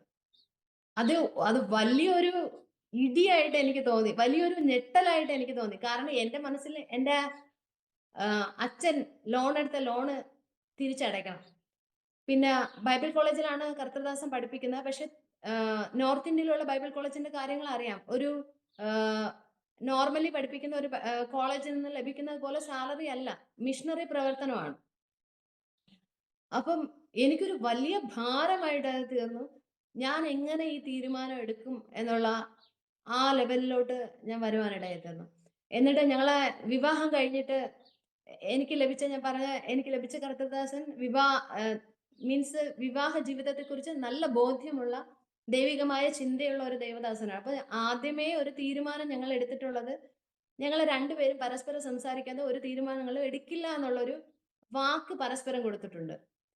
പക്ഷേ കർത്തൃദാസൻ ബൈബിൾ കോളേജിലാണ്, ഞാൻ വീട്ടിലാണ്. ഇനിയും കർത്തൃദാസൻ വരാൻ 3 മണിക്കൂർ എടുക്കും വീട്ടിലെത്താൻ. എന്റെ ഉള്ളിൽ ഇങ്ങനെ എന്റെ എന്റെ തലയ്ക്കകത്ത് ഓളം പോലെയൊക്കെ എനിക്ക് ഫീൽ ചെയ്തു. ഇങ്ങനെ തിരമാലകളൊക്കെ അടിച്ചു കയറുന്ന പോലെ ഫീൽ ചെയ്തു. ഇതിപ്പോ എങ്ങനെ ഇതിലൊരു തീരുമാനം എടുക്കുന്നത്? ഞാന് ഈ തീരുമാനം എടുത്താൽ കർത്തൃദാസൻ പ്രത്യേകിച്ച് ഒന്നും പറയില്ല. കാരണം അദ്ദേഹത്തിന് ഞാൻ ദൈവവേല ചെയ്യണമെന്നാണ് ആഗ്രഹം. പക്ഷേ എന്റെ പിതാവ് ഇത് എങ്ങനെ കേൾക്കും, അല്ലെങ്കിൽ ഇതിനോട് എങ്ങനെ പ്രതികരിക്കും എന്നുള്ളൊരു വലിയൊരു ഭാരം എന്റെ മനസ്സിൽ വന്നു. പക്ഷേ എനിക്ക് എന്നെ തന്നെ നിയന്ത്രിക്കാൻ കഴിഞ്ഞില്ല. ഞാന് ആ തീരുമാനം എടുത്തു. ഒരു 3 മിനിറ്റ് സമയമെടുത്താണ് ഞാൻ ഇതെല്ലാം കൂടി ഒന്ന് പ്രോസസ്സ് ചെയ്ത് ഒരു തീരുമാനത്തിലെത്താൻ. ഭയങ്കരമായിട്ട് എന്റെ മനസ്സ് ഭയങ്കരമായിട്ട് ആടി ഉലയുകയും, തിരമാലകളില് എങ്ങനെയാണോ ഒരു പടകുള്ളത് അതുപോലെ എന്ന് വെച്ചാൽ ഒരു നിലയില്ലാത്ത ഒരു രീതിയിലേക്ക് പോവുകയും, ഞാൻ ആ തീരുമാനം എടുത്ത് പ്രാർത്ഥിക്കുകയും ചെയ്തു. എന്റെ മനസ്സ് ഭയങ്കരമായിട്ട് ശാന്തമായി. കർത്താവിന്റെ ദാസൻ വന്നപ്പോൾ ഞാന് ഇത് പറയുകയുണ്ടായി. ഇങ്ങനെ ഒരു ആഹ് തീരുമാനം എടുത്തിട്ടുണ്ട്. അപ്പൊ കർത്തൃദാസൻ പെട്ടെന്ന് ഇങ്ങനെ പറഞ്ഞു, "ഇത്രയും വലിയൊരു തീരുമാനം ഒറ്റയ്ക്ക് എടുത്തോ?" എന്ന് ചോദിക്കുകയുണ്ടായി. അപ്പൊ ഞാൻ പറഞ്ഞു, ഈ നടന്ന സംഭവങ്ങളെല്ലാം പറയുമ്പോ ഞങ്ങൾ ഒരുമിച്ച് കർത്തൃദാസൻ പറഞ്ഞു, ആഹ് "ദൈവമല്ലേ പറഞ്ഞത്. ദൈവത്തിന് എന്തെങ്കിലും പ്ലാൻ ഉണ്ടാവും. നമുക്ക് ഒരുമിച്ച് പ്രാർത്ഥിക്കാമെന്ന്" പറഞ്ഞു ഞങ്ങൾ പ്രാർത്ഥിക്കുകയുണ്ടായി. ആ ദിവസം ഞാന് സുഖമായിട്ട് ഉറങ്ങി. അപ്പൊ എനിക്ക് മനസ്സിലായി ദൈവത്തിന് എന്നോട് സംസാരിക്കാനുണ്ടായിരുന്നു. അതിലോട്ട് എന്നെ പ്രിപ്പയർ ചെയ്യുകയാണ് ദൈവം ഈ ദിവസങ്ങളിൽ ചെയ്തുകൊണ്ടിരുന്നത്. എന്നിട്ട് ഞങ്ങളിങ്ങനെ തീരുമാനമെടുത്തു. എനിക്കറിയാം പെട്ടെന്ന് വീട്ടിൽ പറയാൻ കഴിയില്ല ഈ തീരുമാനം. വീടിനെ എങ്ങനെ ബാധിക്കുമെന്നറിയില്ല. അപ്പൊ ഞാൻ വെയിറ്റ് ചെയ്തു. സാഹചര്യം വരട്ടെ പറയാമെന്നുള്ള രീതിയിലായിരുന്നു. പക്ഷേ വീട്ടീന്ന് ഫോൺ വരുമ്പോ എന്നും ചോദിക്കും, "ജോലി അന്വേഷിക്കുന്നുണ്ടോ? എന്തായി? ഇന്റർവ്യൂ കൊടുക്കാൻ പോകുന്നുണ്ടോ? എന്താണ് നിങ്ങളുടെ പ്ലാന്?" ഇതെല്ലാം ചോദിക്കും. അപ്പം വെയിറ്റ് ചെയ്യാം എന്ന് പറഞ്ഞുകൊണ്ടിരുന്നു. ഈ തീരുമാനം എടുത്ത് 2 ദിവസം കഴിഞ്ഞപ്പോ ഞാൻ ഇന്റർവ്യൂ കൊടുത്ത ആ കോളേജിൽ നിന്ന് എനിക്ക് ആപ്ലിക്കേഷൻ ലെറ്റർ വന്നു. മീൻസ് അപ്പോയിന്റ്മെന്റ് ലെറ്റർ വന്നു. നിങ്ങള് ഡിമാൻഡ് ചെയ്തത് ഞങ്ങൾ അംഗീകരിച്ചു. നിങ്ങൾക്ക് ജോലിക്ക് കയറാം. ഒരു ജോലിക്ക് വേണ്ടി കാത്തിരിക്കുന്നവർക്ക് ഭയങ്കര സന്തോഷമുള്ള വർത്തമാനമാണ്. എന്നാൽ എനിക്ക് ഒരു ഡൗട്ടും അതിലില്ലായിരുന്നു. ഞാൻ തിരിച്ച് റിപ്ലൈ ചെയ്തു. ഇപ്പൊ ജോലിക്ക് ചെയ്യാൻ ആഗ്രഹിക്കുന്നില്ല. ഇപ്പം ജോലിക്ക് ജോയിൻ ചെയ്യാൻ ആഗ്രഹിക്കുന്നത്. എന്ന് വെച്ചാൽ എനിക്ക് വളരെ ക്ലിയർ ആയിരുന്നു ദൈവം എന്നോട് സംസാരിച്ചത്. ഞാൻ പറയട്ടെ, നമ്മളോട് ദൈവം ഏത് കാര്യത്തിലാണ് സമർപ്പണം ആഗ്രഹിക്കുന്നോ ആ കാര്യത്തിൽ പരീക്ഷ ഉറപ്പായിട്ടും വരും. തീർച്ചയായിട്ടും ആ മേഖലകളിൽ പരീക്ഷകളുണ്ടാകും. പക്ഷെ അവിടെ ദൈവശബ്ദം കേട്ടിട്ട് ഉറച്ചു നിൽക്കേണ്ടത് നമ്മുടെ ഉത്തരവാദിത്തമാണ്. അതുപോലെ ഞാന് അവിടെ ഒരു ചഞ്ചലപ്പെട്ടില്ല. ഞാൻ തീരുമാനിച്ചതിൽ ഞാൻ ഉറച്ചു നിന്നു. ജോലി ഉപേക്ഷിച്ചു എന്ന് പറഞ്ഞാൽ ജോലി ഉപേക്ഷിച്ചു. അതിലിനി എത്ര വലിയ ഓഫർ വന്നാലും ആ ജോലിയിൽ പ്രവേശിക്കാൻ പറ്റില്ല എന്നുള്ളൊരു തീരുമാനം എൻ്റെ മനസ്സിലുണ്ടായിരുന്നു. അങ്ങനെ ഞാൻ കോളേജിന് വിവരം അറിയിച്ചു. അവര് ഓക്കെ പറഞ്ഞു. ഇന്നും ഈ നിമിഷത്തിലും എനിക്ക് ഈ ആഴ്ച പോലും എൻ്റെ ഒരു സഹോദരൻ ഇങ്ങനെ ഫോണിൽ സംസാരിച്ചപ്പോൾ, "നീ ജോലിയൊന്നും ചെയ്യുന്നില്ലല്ലോ. നീ പഠിച്ചിട്ടും ജോലിയൊന്നും ചെയ്യുന്നില്ലല്ലോ" എന്നുള്ളൊരു ക്വസ്റ്റ്യൻ ഇന്നും ഉണ്ടായി. പക്ഷേ ഇന്നും എനിക്കറിയാം ഞാൻ എന്തുകൊണ്ടാണ് ജോലി ചെയ്യാത്തത്. എനിക്ക് ജോലി ചെയ്യാൻ ഇഷ്ടമില്ലാത്തത് കൊണ്ടല്ല. ഞങ്ങളിൽ ഫിനാൻഷ്യലി ഒത്തിരി ഉള്ളത് കൊണ്ടുമല്ല. പക്ഷെ ദൈവം ആഗ്രഹിക്കുന്ന ജോലി ചെയ്യേണ്ട, ദൈവത്തിന്റെ വേല ചെയ്യാനാണ് ദൈവം ആഗ്രഹിക്കുന്നത്. ഞാൻ ഇന്നും വിശ്വസിക്കുന്നു ഞങ്ങൾക്ക് ആവശ്യമുള്ളത് ദൈവം തരും. ഞാൻ ജോലിയിൽ നിന്ന് ഞാൻ എത്ര സമ്പാദിക്കുമോ അതിലുപരിയായിട്ട് ദൈവം ഞങ്ങൾക്ക് പ്രൊവൈഡ് ചെയ്യുമെന്നുള്ളൊരു ഉറച്ച വിശ്വാസം ഇന്നും എൻ്റെ മനസ്സിലുണ്ട്. ആഹ് ഞാൻ ഈ തീരുമാനം എടുത്ത കാര്യം പതുക്കെ വീട്ടിൽ അറിയിക്കാൻ ഇടയായി തീർന്നു. അച്ഛന് ഒട്ടും താങ്ങാൻ കഴിയാത്ത അവസ്ഥയായി. അച്ഛൻ അമ്മയോട് ഇപ്രകാരം പറഞ്ഞു, "ഇത് ഒരു താലന്ത് ലഭിച്ചയാൾ മണ്ണിൽ കുഴിച്ചിട്ട അവസ്ഥയാണ്." ആഹ് എന്നുള്ള കാര്യം പറയും. എനിക്കറിയാം അച്ഛന് നമുക്ക് ദോഷം പറയാൻ പറ്റത്തില്ല. കാരണം ഒത്തിരി ബുദ്ധിമുട്ടി പഠിപ്പിച്ചതാണ്. ലോൺ എടുത്ത് ഉണ്ടായിരുന്ന സ്ഥലം വിറ്റ് പഠിപ്പിച്ചതാണ്. അപ്പൊ അച്ഛന് നമുക്ക് ദോഷം പറയാൻ പറ്റില്ല. പക്ഷേ ഇങ്ങനെ ഈ വിഷയം ഉണ്ടായപ്പഴ് അപ്പൊ അച്ഛൻ ഇച്ചിരി ബുദ്ധിമുട്ടായി. അച്ഛന് 1, 2 പ്രാവശ്യം എന്നോട് സംസാരിക്കുകയും ചെയ്തു. അത് കഴിഞ്ഞിട്ട് ഞാൻ അമ്മയോട് ഈ കാര്യങ്ങൾ സംസാരിക്കുമ്പോൾ ഞാൻ അമ്മയോട് പറഞ്ഞു, "അമ്മ ദൈവം എന്നോട് ഡയറക്റ്റ് സംസാരിച്ചേ. ഒരു ദൈവദാസനിലൂടെ അല്ല സംസാരിച്ചത്. വചനത്തിലൂടെയും അല്ല സംസാരിച്ചത്. ദൈവം എന്നോട് ഡയറക്റ്റ് സംസാരിച്ച കാര്യമാണ്. അപ്പൊ ഞാൻ എങ്ങനെയാ ഇതിൽ നിന്നൊന്ന് മാറി നിൽക്കുന്നത്?" എന്ന് പറഞ്ഞ് ഞാൻ അമ്മയെ വിശദമായിട്ട് കാര്യങ്ങൾ പറഞ്ഞ് മനസ്സിലാക്കാൻ ശ്രമിച്ചു. അമ്മയ്ക്ക് മനസ്സിലായി. എന്നിട്ടും അവിടെയും ആഹ് വിഷയം എന്ന് പറയുന്നത് ലോൺ അപ്പോഴും നിലനിൽക്കുകയാണ്. അപ്പൊ ഞങ്ങൾ ഒരുമിച്ച് ഞാനും കർത്തൃദാസനും ഒരുമിച്ച് പ്രാർത്ഥിക്കുന്നുണ്ട്. ദൈവമേ ആ ലോൺ അടയ്ക്കാനുള്ള മുഖാന്തരങ്ങളെ ദൈവം ഒരുക്കണം. അത്ഭുതം എന്ന് പറയട്ടെ. ഗവൺമെന്റിന്റെ ഉത്തരവ് വന്നു. ആ ബാച്ചില് ആ ലോൺ എടുത്തവർക്ക് ആ ബാച്ച് വരെ ലോൺ എടുത്തവർക്ക് പലിശ എഴുതി തള്ളുന്നു എന്നുള്ള ഗവൺമെന്റിന്റെ ഉത്തരവ് വരാനിടയായി തീർന്നു.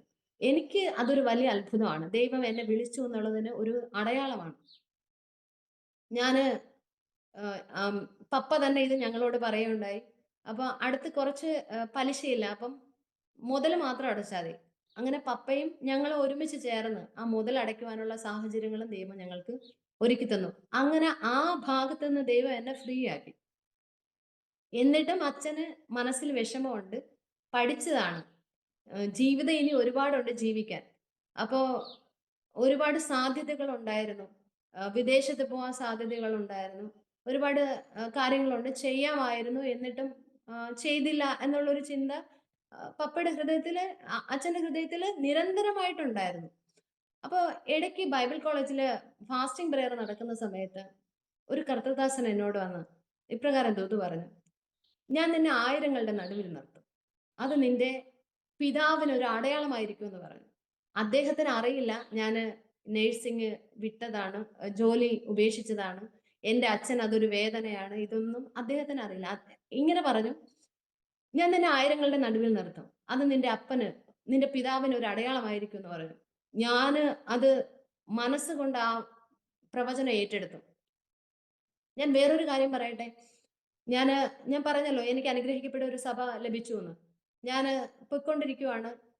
അവിടെ ഒത്തിരി ഉപവാസ പ്രാർത്ഥനകൾ നടക്കാറുണ്ട്. ഞാൻ അവിടെ ഇരുന്ന എല്ലാ കർത്തൃദാസന്മാരും എനിക്കൊരു അനുഗ്രഹമായിരുന്നു. പ്രത്യേകാല് ഏകദേശം 10 വർഷത്തോളം എന്റെ 12 വയസ്സ് മുതൽ 22 വയസ്സ് വരെ ഒരേ കർത്തൃദാസന്റെ കുടുംബത്തിന്റെയും കീഴിലിരുന്ന് ദൈവികമായി വളരുവാൻ തക്കവണ്ണം ദൈവം എന്നെ സഹായിച്ചു. അനേകര് ഉപവാസ പ്രാർത്ഥനയിൽ കടന്നു വന്നിട്ടുണ്ട്. അനേക പ്രവചനങ്ങൾ പറഞ്ഞിട്ടുണ്ട്. പക്ഷേ ആരും എന്നോട് ഒരു പേഴ്സണൽ ആയിട്ടുള്ള പ്രവചനം എന്റെ വിവാഹം കഴിയുന്നവരെയും പറഞ്ഞിട്ടില്ല. ഒരു പ്രവചനം പോലും എന്നോട് പേഴ്സണൽ ആയിട്ട് വിവാഹം കഴിയുന്നവർ ഒരു പ്രവചനവും പറഞ്ഞിട്ടില്ല. എന്നോട് ആദ്യമായിട്ട് ദൈവശബ്ദം ഞാൻ ഈ ദൈവവേലയെ കുറിച്ച് കേൾക്കുന്നത് നോർത്ത് ഇന്ത്യയിൽ നിങ്ങൾക്കായി അനേകായിരങ്ങൾ കാത്തിരിക്കുന്നു. ഈ ഈ ദൈവശബ്ദമാണ് ഞാൻ ഡയറക്റ്റ് ദൈവത്തിൽ നിന്നാണ് കേൾക്കുന്നത്. അപ്പൊ ഇത് കഴിഞ്ഞിട്ട് ഇപ്രകാരം നിന്റെ പിതാവിന് ഒരു അടയാളമായിരിക്കും എന്ന് പറഞ്ഞു. ഞാൻ പ്രാർത്ഥിച്ചു. ഞങ്ങള് ഈ തൃപ്പുടിയിൽ തുടങ്ങിയ ഈ പ്രവർത്തനം ആൾക്കാർ കടന്നു വരാൻ തുടങ്ങി. പിന്നെ അതൊരു റെഗുലർ ബേസിൽ എല്ലാ ഫ്രൈഡേയിലും എല്ലാ വെള്ളിയാഴ്ചയും ബൈബിൾ കോളേജിന്റെ സമയം കഴിഞ്ഞിട്ട് ഞങ്ങൾ കുടുംബമായിട്ട് പലതവണ നടന്നു, പലതവണ ആ, സൈക്കിൾ റിക്ഷയിൽ, പലതവണ ഓട്ടോറിക്ഷയിൽ ഇങ്ങനെ നിരന്തരമായിട്ട് വന്ന് പ്രവർത്തിക്കാൻ തുടങ്ങി. ഞാൻ പറയട്ടെ, ഞങ്ങള് ഈ പ്രവർത്തനത്തിൽ ഇറങ്ങിയപ്പോ ആദ്യം ഞങ്ങൾക്കുണ്ടായ ഒരു ചലഞ്ച് എന്ന് പറഞ്ഞാൽ ഫിനാൻഷ്യൽ സ്ട്രഗിൾ ആണ്. ഞങ്ങളുടെ കുടുംബത്തിന്റെ ഒരു ധാരണ എന്ന് പറഞ്ഞു കഴിഞ്ഞാൽ ഞങ്ങൾ ആരോടും ചോദിക്കരുത്. അത് ഇപ്പോഴും ഞങ്ങൾ അത് ഫോളോ ചെയ്ത് വരുന്നു. ഞങ്ങൾ ആരോടും ചോദിക്കരുത്. ഇന്നൊരു ആവശ്യമുണ്ടെന്ന് പറഞ്ഞിട്ട് പിതാവിനോടോ മാതാവിനോടോ സഹോദരങ്ങളോടോ ബന്ധുക്കളോടോ ആരോടും ചോദിക്കരുത്. ഞങ്ങൾ ആ ആഴമായ ഒരു ഫിനാൻഷ്യൽ ഡിസിപ്ലിൻ ദൈവം ഞങ്ങൾക്ക് തന്നത് ഞങ്ങളുടെ ആവശ്യം സഭയിൽ പോലും പറയില്ല. ഇങ്ങനെ ഞങ്ങൾ പലരിൽ നിന്ന് ഇങ്ങനെ കേട്ടിട്ടുണ്ട്. ഇങ്ങനെ സഭയിൽ ഇങ്ങനെ പ്രാർത്ഥിക്കാൻ വേണ്ടി വിഷയം പറഞ്ഞു. അപ്പൊ ആൾക്കാർ സഹായിച്ചു എന്ന് കേട്ടിട്ടുണ്ട്. അപ്പൊ ഞങ്ങളിങ്ങനെ കുടുംബത്തിൽ ഡിസ്കസ് ചെയ്യുമ്പോൾ നമ്മൾ പറയും, നമ്മൾ പറഞ്ഞിട്ട് ഒരാൾ സഹായിക്കുന്നതിനേക്കാളും ദൈവം നമുക്ക് വേണ്ടി വഴി തുറക്കുന്നതാണ് കുറച്ചുകൂടെ സന്തോഷം. നമ്മൾ പറഞ്ഞിട്ട് ഇപ്പൊ പ്രാർത്ഥന വിഷയമായിട്ട് പോലും ഒരു വിഷയം പറഞ്ഞു കഴിഞ്ഞാൽ അത് ചോദിക്കുന്നതിന് തുല്യമായിട്ട് മാറുന്നത് പോലെയുള്ള ഒരു അണ്ടർസ്റ്റാൻഡിംഗ് ആണ് ദൈവം ഞങ്ങളുടെ ഹൃദയത്തിൽ തന്നിട്ടുള്ളത്. അതുകൊണ്ട് ഒരാവശ്യവും വീട്ടിലും പറയത്തില്ല, ഫിനാൻഷ്യൽ ആവശ്യങ്ങൾ ചർച്ചിലും പറയത്തില്ല. അപ്പൊ ആ രീതിയിൽ ഇങ്ങനെ പോവുകയാണ്. ഈ 5000 രൂപയ്ക്ക് പലിശ കൊടുത്തുകൊണ്ടിരിക്കുകയാണ് പപ്പ പലിശ കൊടുത്തോണ്ടിരുന്നു. ദൈവം അത്ഭുതമായിട്ട് ആ പൈസ തിരിച്ചു കൊടുക്കുവാൻ കൊണ്ട് ദൈവം ഇടയാക്കി തീർത്തു. ബൈബിൾ കോളേജിൽ പഠിപ്പിക്കാൻ വന്ന ഒരു സഹോദരി ആ ബൈബിൾ കോളേജിലെ എല്ലാ സ്റ്റാഫിനും ഒരു ഗിഫ്റ്റ് കൊടുത്തു. ഞങ്ങൾ ആ ഗിഫ്റ്റ് തുറന്നപ്പോ 5000 രൂപ അതിനകത്തുണ്ട്. അപ്പൊ ഞങ്ങൾ ഉടനെ എന്ത് ചെയ്തെന്ന് വെച്ചാൽ പപ്പയോട് വിളിച്ചു പറഞ്ഞു, പപ്പ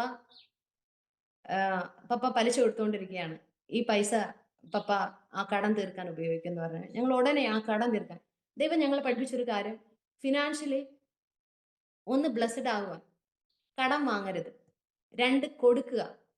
അത് ദശാംശം ആയാലും ദൈവവേലയ്ക്കായാലും ആവശ്യത്തിലിരിക്കുന്ന ആൾക്കാരെ ഞാനിത് എൻ്റെ കുടുംബത്തിൽ നിന്ന് എൻ്റെ പിതാവിന്റെ കുടുംബത്തിൽ നിന്നേ പഠിച്ചു വന്ന കാര്യമാണ്. എന്ത് കാര്യത്തിനും കൊടുക്കുക.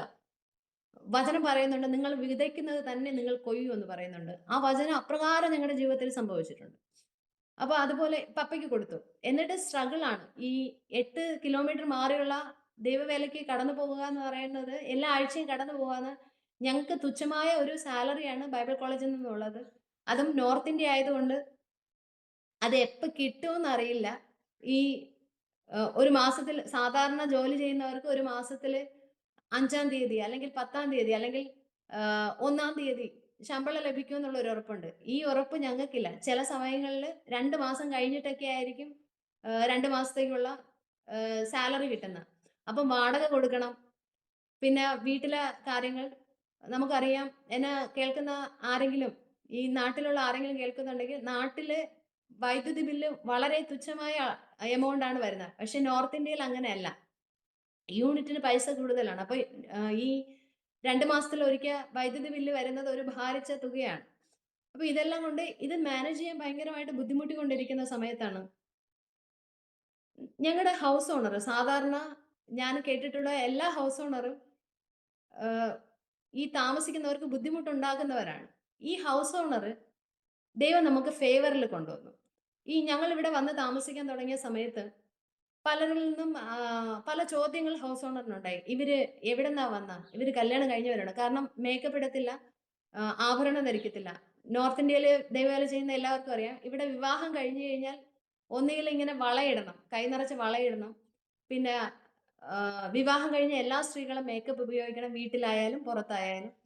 ആ രീതിയിൽ പിന്നെ ഒരു ബിന്ദി ഇടണം. ഇങ്ങനെയൊക്കെയുള്ള നിബന്ധനകളാണ് ഇവിടെ ഉള്ളത്. അപ്പോൾ ഞങ്ങൾ ഇങ്ങനെയൊന്നും ഇല്ലാതെ കാണുമ്പോൾ ആൾക്കാർക്കൊരു പ്രത്യേകതയാ. ഇനി ഇവര് എവിടെന്നെങ്കിലും ഒളിച്ചിട്ട് വന്നതാണോ, ആ ഒരു ചിന്തയിൽ. ഒരു ദിവസം ഈ കാര്യം ഹൗസ് ഓണർ ഞങ്ങളോട് പറയാനിടയായി തീർന്നു. ഇങ്ങനെ ഈ അടുത്ത് താമസിക്കുന്ന എല്ലാരും ഇങ്ങനെ പറയുന്നുണ്ട്, നിങ്ങളുടെ ഫാമിലിയൊക്കെ എല്ലാവരും സുഖമായിരിക്കുന്നു എന്നൊക്കെ ചോദിച്ചു. അപ്പൊ ദൈവം പെട്ടെന്ന് ഒരു ചിന്ത തന്നു. ഞങ്ങളുടെ കയ്യിൽ ഞങ്ങളുടെ കല്യാണ CD ഉണ്ടായിരുന്നു.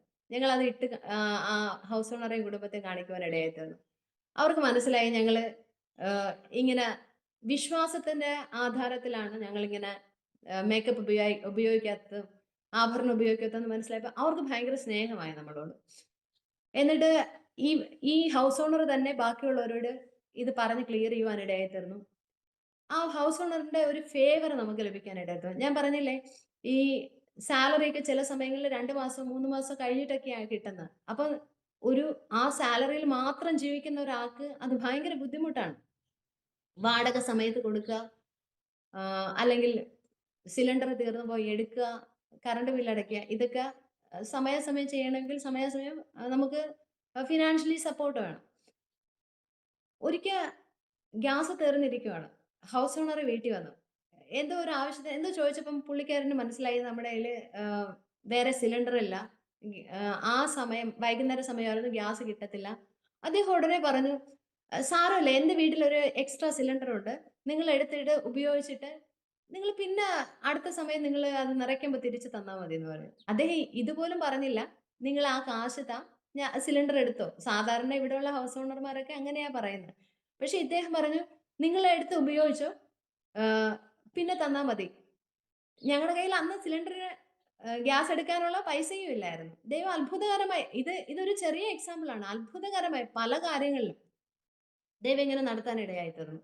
ഈ ശക്തമായ ഫിനാൻഷ്യൽ സ്ട്രഗിളിന്റെ ഇടയിലും ഞങ്ങൾ ഈ 8 കിലോമീറ്റർ അകന്ന് ഉള്ള തൃപ്പുടി എന്ന് പറയുന്ന സ്ഥലത്ത് പ്രവർത്തിക്കാൻ പോയത് വളർന്നുകൊണ്ടിരുന്നു. അനേക സഹോദരിമാര് ഞങ്ങളോട് ചേർന്ന് പ്രാർത്ഥിക്കുവാനായിട്ട് തുടങ്ങി. അങ്ങനെ 2013 ഓഗസ്റ്റ് മാസത്തില് അത് സൺഡേ സർവീസ് ആയിട്ട് തുടങ്ങുവാൻ വേണ്ടി ആഗ്രഹിച്ചു. വളരെ കുറച്ച് ആൾക്കാരാണ്. അതും സ്ഥിരമായി വരുമോ ഇല്ലയോ എന്നൊന്നും അറിയില്ല. പക്ഷേ അത് ഞങ്ങള് സൺഡേ സർവീസ് ആയിട്ട് തുടങ്ങുവാൻ ദൈവം ഇങ്ങനെ നിയോഗം തന്നു. ഞങ്ങളത് തുടങ്ങുവാനായിരുന്നു. ഒരു ഒരു വിശ്വാസിയുടെ വീട്ടിന്റെ സ്റ്റോർ റൂമിലാണ് ഞങ്ങള് ആദ്യമായിട്ട് സൺഡേ സർവീസ് ആരംഭിച്ചത്. അവിടെ ആഹ് ഒരു 10 പേർക്ക് ഇരിക്കാൻ കഴിയുമായിരിക്കും. അങ്ങനെ ഒരു സ്ഥലത്ത് തുടങ്ങുവാന് അതിങ്ങനെ നടന്നു പോയിക്കൊണ്ടിരുന്നു. ഞങ്ങള് എല്ലാ വെള്ളിയാഴ്ചയും ശനിയാഴ്ചയും ബൈബിൾ കോളേജിന്റെ സമയം കഴിഞ്ഞിട്ട് ഇവിടെ വന്ന് പ്രാർത്ഥിക്കുകയും പ്രവർത്തിക്കുകയും ചെയ്തുകൊണ്ടിരുന്നപ്പോഴാണ് ഇങ്ങനെ ഒരു നിയോഗം കിട്ടിയത്, സൺഡേ സർവീസ് ആയിട്ട് തുടങ്ങാം. അങ്ങനെ സൺഡേ സർവീസ് ആയിട്ട് തുടങ്ങി. എങ്കിലും ഞങ്ങൾ വെള്ളിയാഴ്ചയും ശനിയാഴ്ചയും വന്ന് വീടുകളിൽ വിസിറ്റ് ചെയ്യുകയും പ്രാർത്ഥിക്കുകയൊക്കെ ചെയ്തുകൊണ്ടിരുന്നു. മുന്നോട്ട് ഞങ്ങൾ സ്ട്രഗിൾ അനുഭവിച്ചത് 1 മാസത്തിനകത്ത് 3 സ്ഥലങ്ങൾ മാറേണ്ടി വന്നു. ഈ ഇവിടെ ഈ ആരാധനയുടെ സൗണ്ട് കേൾക്കാൻ തുടങ്ങിയതും അടുത്തുള്ള ആൾക്കാർക്കൊക്കെ അതൊരു ബുദ്ധിമുട്ടായി തീർന്നു. അങ്ങനെ ആ വീട്ടുകാരോട് സംസാരിച്ചു. അങ്ങനെ വീട്ടുകാര് ഞങ്ങളോട് പറഞ്ഞു, ഇങ്ങനെ ഒരു പ്രശ്നമുണ്ട്, നമുക്ക് വേറെ സ്ഥലം നോക്കണം, റൂം നോക്കണം. ഇങ്ങനെ അന്വേഷിച്ചുകൊണ്ടിരുന്നു. പിന്നെ ഒരു വർക്ക്ഷോപ്പിന്റെ ഒരു ചെറിയൊരു റൂം കിട്ടി. അവിടെ ആരാധന നടത്തി പോന്നു. പിന്നെ അവിടെന്നും മാറണമെന്ന് അവര് പറഞ്ഞു. പിന്നെ വേറൊരു വീടിന്റെ മേളിലത്തെ ഒരു റൂമിലേക്ക് മാറ്റി. അങ്ങനെ 1 മാസത്തിനകത്ത് ഒരു 4 സ്ഥലം മാറേണ്ടി വന്നു. അപ്പൊ അതൊരു വലിയ സ്ട്രഗിൾ ആയിട്ട് മാറി. ആഹ് ഈ ഓരോ സ്ഥലം മാറുമ്പോഴും കുറച്ച് ആൾക്കാര് സഭയിൽ നിന്ന് മാറും. ഓരോ സ്ഥലം മാറുമ്പോഴും ഈ നോർത്ത് ഇന്ത്യയിലെ സുവിശേഷയിലായിരിക്കുന്ന എല്ലാ കർത്തൃദാസന്മാരും അനുഭവിക്കുന്നതാണ്. ഓരോ സ്ഥലം മാറുമ്പോഴും കുറച്ച് ആൾക്കാര് സഭയിൽ നിന്ന് മാറും. അപ്പോ ഇങ്ങനെ ഇങ്ങനെ സ്ട്രഗിൾ അനുഭവിച്ച് ഇങ്ങനെ പോയിക്കൊണ്ടിരുന്നപ്പോ ഞങ്ങള് അവിടെ ഒരു പ്രിപ്പറേറ്ററി സ്കൂള് കണ്ടു. അങ്ങനെ സ്കൂളില് സംസാരിച്ചു. ഞായറാഴ്ചത്തേക്ക് വേണ്ടി മാത്രമായിട്ട് ഞങ്ങൾക്ക് സ്കൂളിന്റെ ഹോൾ തരാൻ പറ്റുമോ എന്ന് ചോദിച്ചു. അവര് യെസ് പറഞ്ഞു. ഞങ്ങൾ അവിടെ നടത്തിക്കൊണ്ടിരുന്നു. അതും ഈ അവര് സിഖുകാരായിരുന്നു. അപ്പൊ ഗുരുദ്വാരയിലുള്ള ആഹ് ആൾക്കാരിലേക്ക് ഈ വിഷയം എത്തി. ഇങ്ങനെ സിഖുകാരുടെ സ്കൂളിനകത്ത് ആഹ് എന്താ ക്രിസ്ത്യൻസിന്റെ ഇത് മതപരമായിട്ടുള്ള കാര്യങ്ങൾ നടക്കുന്നു എന്നുള്ള വിഷയത്തിൽ ഈ പഞ്ചാബിലെ അമൃത്സറില് ആണ് ഈ സിഖ് ഗുരുദ്വാരയുടെ മെയിൻ ആയിട്ടുള്ള സ്ഥാപനമുള്ളത്. അവിടെ നിന്ന് ആൾക്കാർ വന്ന് അന്വേഷിക്കുകയും ഇവിടെ പറ്റില്ല എന്നുള്ള രീതിയിൽ അവർ ലെറ്റർ പുറപ്പെടുവിക്കുകയൊക്കെ ചെയ്തു. അങ്ങനെ അവിടെ നിന്ന് മാറേണ്ടി വന്നു. ഇങ്ങനെ മാറിക്കൊണ്ടിരുന്ന സമയത്ത് ഭയങ്കരമായിട്ടുള്ള ഒരു ബുദ്ധിമുട്ടാണ്. ഒന്ന്, ഞങ്ങള് തൃപ്പുടിയിലല്ല താമസിക്കുന്നത്. ഞങ്ങള് ബൈബിൾ കോളേജ് എവിടെയാണോ അവിടെയാണ് ഞങ്ങൾ താമസിക്കുന്നത്. അവിടെ നിന്ന് ഇവിടെ വന്ന് പ്രവർത്തിക്കുകയാണ്. അപ്പം ആൾക്കാരുമായിട്ടും മിങ്കിൾ ചെയ്യാൻ ഒരു ലിമിറ്റേഷൻ ഉണ്ട്. ആ രീതിയിൽ ഇങ്ങനെ മുന്നോട്ട് പോകുന്ന സമയത്ത് ദൈവാത്മാവ് പ്രത്യേകിച്ച് കർത്തൃദാസന്റെ മനസ്സിൽ ഇങ്ങനെ ഒരു ചിന്ത കൊടുത്തു. നിങ്ങൾ എന്തിനാ അവിടെ നിന്ന് വന്ന് പ്രവർത്തിക്കണം? നിങ്ങൾ ഇവിടെ നിന്ന് പ്രവർത്തിക്കൂ എന്നുള്ള ഒരു ചിന്ത കൊടുക്കുകയും ഞങ്ങൾ വീട് അന്വേഷിക്കാൻ തുടങ്ങുകയും ചെയ്തു. ഏകദേശം 1 വർഷം അന്വേഷിച്ചപ്പോഴാണ് ഞങ്ങൾക്ക് ഞങ്ങൾ പറയുന്ന നിബന്ധനകൾ അംഗീകരിക്കാൻ പറ്റുന്ന ഒരു ഹൗസ് ഓണറെ കിട്ടിയത്. കാരണം ഇത്രയും സ്ഥലങ്ങളിലും പ്രശ്നം ഉണ്ടായതെന്ന് പറഞ്ഞാൽ ആരാധിക്കുമ്പോൾ ഉള്ള സൗണ്ട് നമുക്കറിയാം. നമ്മള് എത്ര നിയന്ത്രിച്ചാലും നമ്മൾ ആരാധിക്കുമ്പോൾ കൈ അടിച്ച് പാട്ടുപാടി ആരാധിക്കുന്ന സമയത്ത് അത് നമുക്ക് സന്തോഷമാണെങ്കിലും പുറത്തുനിന്ന് കേൾക്കുന്നവർക്ക്, ദൈവത്തെ അറിയാത്തവർക്ക് അതൊരു അരോചകമായിട്ട് തോന്നും പല സമയങ്ങളിൽ. അപ്പം അങ്ങനെ ഒരു വിഷയം ഉള്ളതുകൊണ്ട് നമ്മളൊരു വീട്ടിൽ താമസിച്ച് അവിടെ പ്രാർത്ഥന നടത്തി കഴിഞ്ഞാൽ അധികം വിഷയം ഉണ്ടാകില്ല എന്നുള്ളൊരു അണ്ടർസ്റ്റാൻഡിങ്ങിലേക്ക് വരികയും ദൈവം പറഞ്ഞ അനുസരിച്ച് ഞങ്ങളൊരു വീട് അന്വേഷിച്ച് കർത്തൃദാസൻ പല ദിവസങ്ങളിലും ബൈബിൾ കോളേജ് കഴിഞ്ഞിട്ട് നടന്നും റിക്ഷയിലൊക്കെ ആയിട്ട് ആ, ഒരു വർഷത്തോളം വീട് അന്വേഷിച്ച് നടന്നു. പല വീടുകളും ഇഷ്ടപ്പെടും. പക്ഷെ ഇങ്ങനെ ദൈവവേല ചെയ്യുന്നവരാണ് അല്ലെങ്കിൽ ക്രിസ്ത്യൻസ് ആണ് എന്ന് പറയുമ്പോൾ അവര് പറയും പറ്റത്തില്ല. പിന്നെ പല സ്ഥലങ്ങളിലും നമുക്ക് ആവശ്യത്തിനുള്ള ഹാളില്ല. ആൾക്കാർക്ക് ഇരിക്കാനുള്ള സൗകര്യമില്ല. ഇങ്ങനെ പല സാഹചര്യങ്ങളാല് ഏകദേശം 1 വർഷം അന്വേഷിച്ചു. 2018 ഞങ്ങൾക്കൊരു വീട് വാടകയ്ക്ക് എടുക്കാൻ ദൈവം സഹായിച്ചു. ആ വീട്ടില് താമസിച്ചുകൊണ്ട് അവിടെ തന്നെ ആരാധന തുടങ്ങുവാൻ ദൈവം സഹായിച്ചു. ബൈബിൾ കോളേജിൽ പോയി പഠിപ്പിക്കാമെന്നുള്ള ഒരു ധാരണയിലേക്ക് എത്തുകയും അങ്ങനെ വീട് എടുത്ത് അവിടെ നിന്നിട്ട് 2018 മുതല് ഇങ്ങനെ പ്രവർത്തിച്ചു വരികയാണ്. ഇപ്പോഴും ഞങ്ങള് റെന്റിലാണ്. ഒരു ഹാള് റെന്റിനെടുത്ത് ഇങ്ങനെ ആരാധന നടത്തുകയാണ്. ഇപ്പോഴുള്ള പ്രശ്നം എന്ന് പറഞ്ഞു കഴിഞ്ഞാൽ ഏകദേശം 42 സ്റ്റെപ്പുണ്ട് ആ ഹാളിൽ എത്തണമെങ്കിൽ. 3-ാമത്തെ നിലയിലാണ്. നമുക്ക് ഇത് ഒരു സിറ്റി ഏരിയ ആണ്. സിറ്റിയും ഗ്രാമവുമായിട്ട് ചേർന്നിട്ടുള്ള ഒരു ഇടത്തരമായിട്ടുള്ള ഒരു ഏരിയ ആണ്. അപ്പോൾ റെന്റിന് ഒരു ഹാള് ലഭിക്കുക എന്ന് പറയുന്നത് തന്നെ ശ്രമകരമാണ്. എന്നിട്ടും ദൈവം നിയോഗിച്ച ഈ ഹാള് ഞങ്ങൾ ആദ്യം വന്ന് കണ്ടു. ഞങ്ങക്ക് ഹാൾ ഇഷ്ടപ്പെട്ടു. പക്ഷെ ഇങ്ങനെ രോഗികളായിട്ടുള്ളവർക്ക് ഈ സ്റ്റെപ്പ് കയറി മേളിൽ വരാൻ പറ്റത്തില്ല.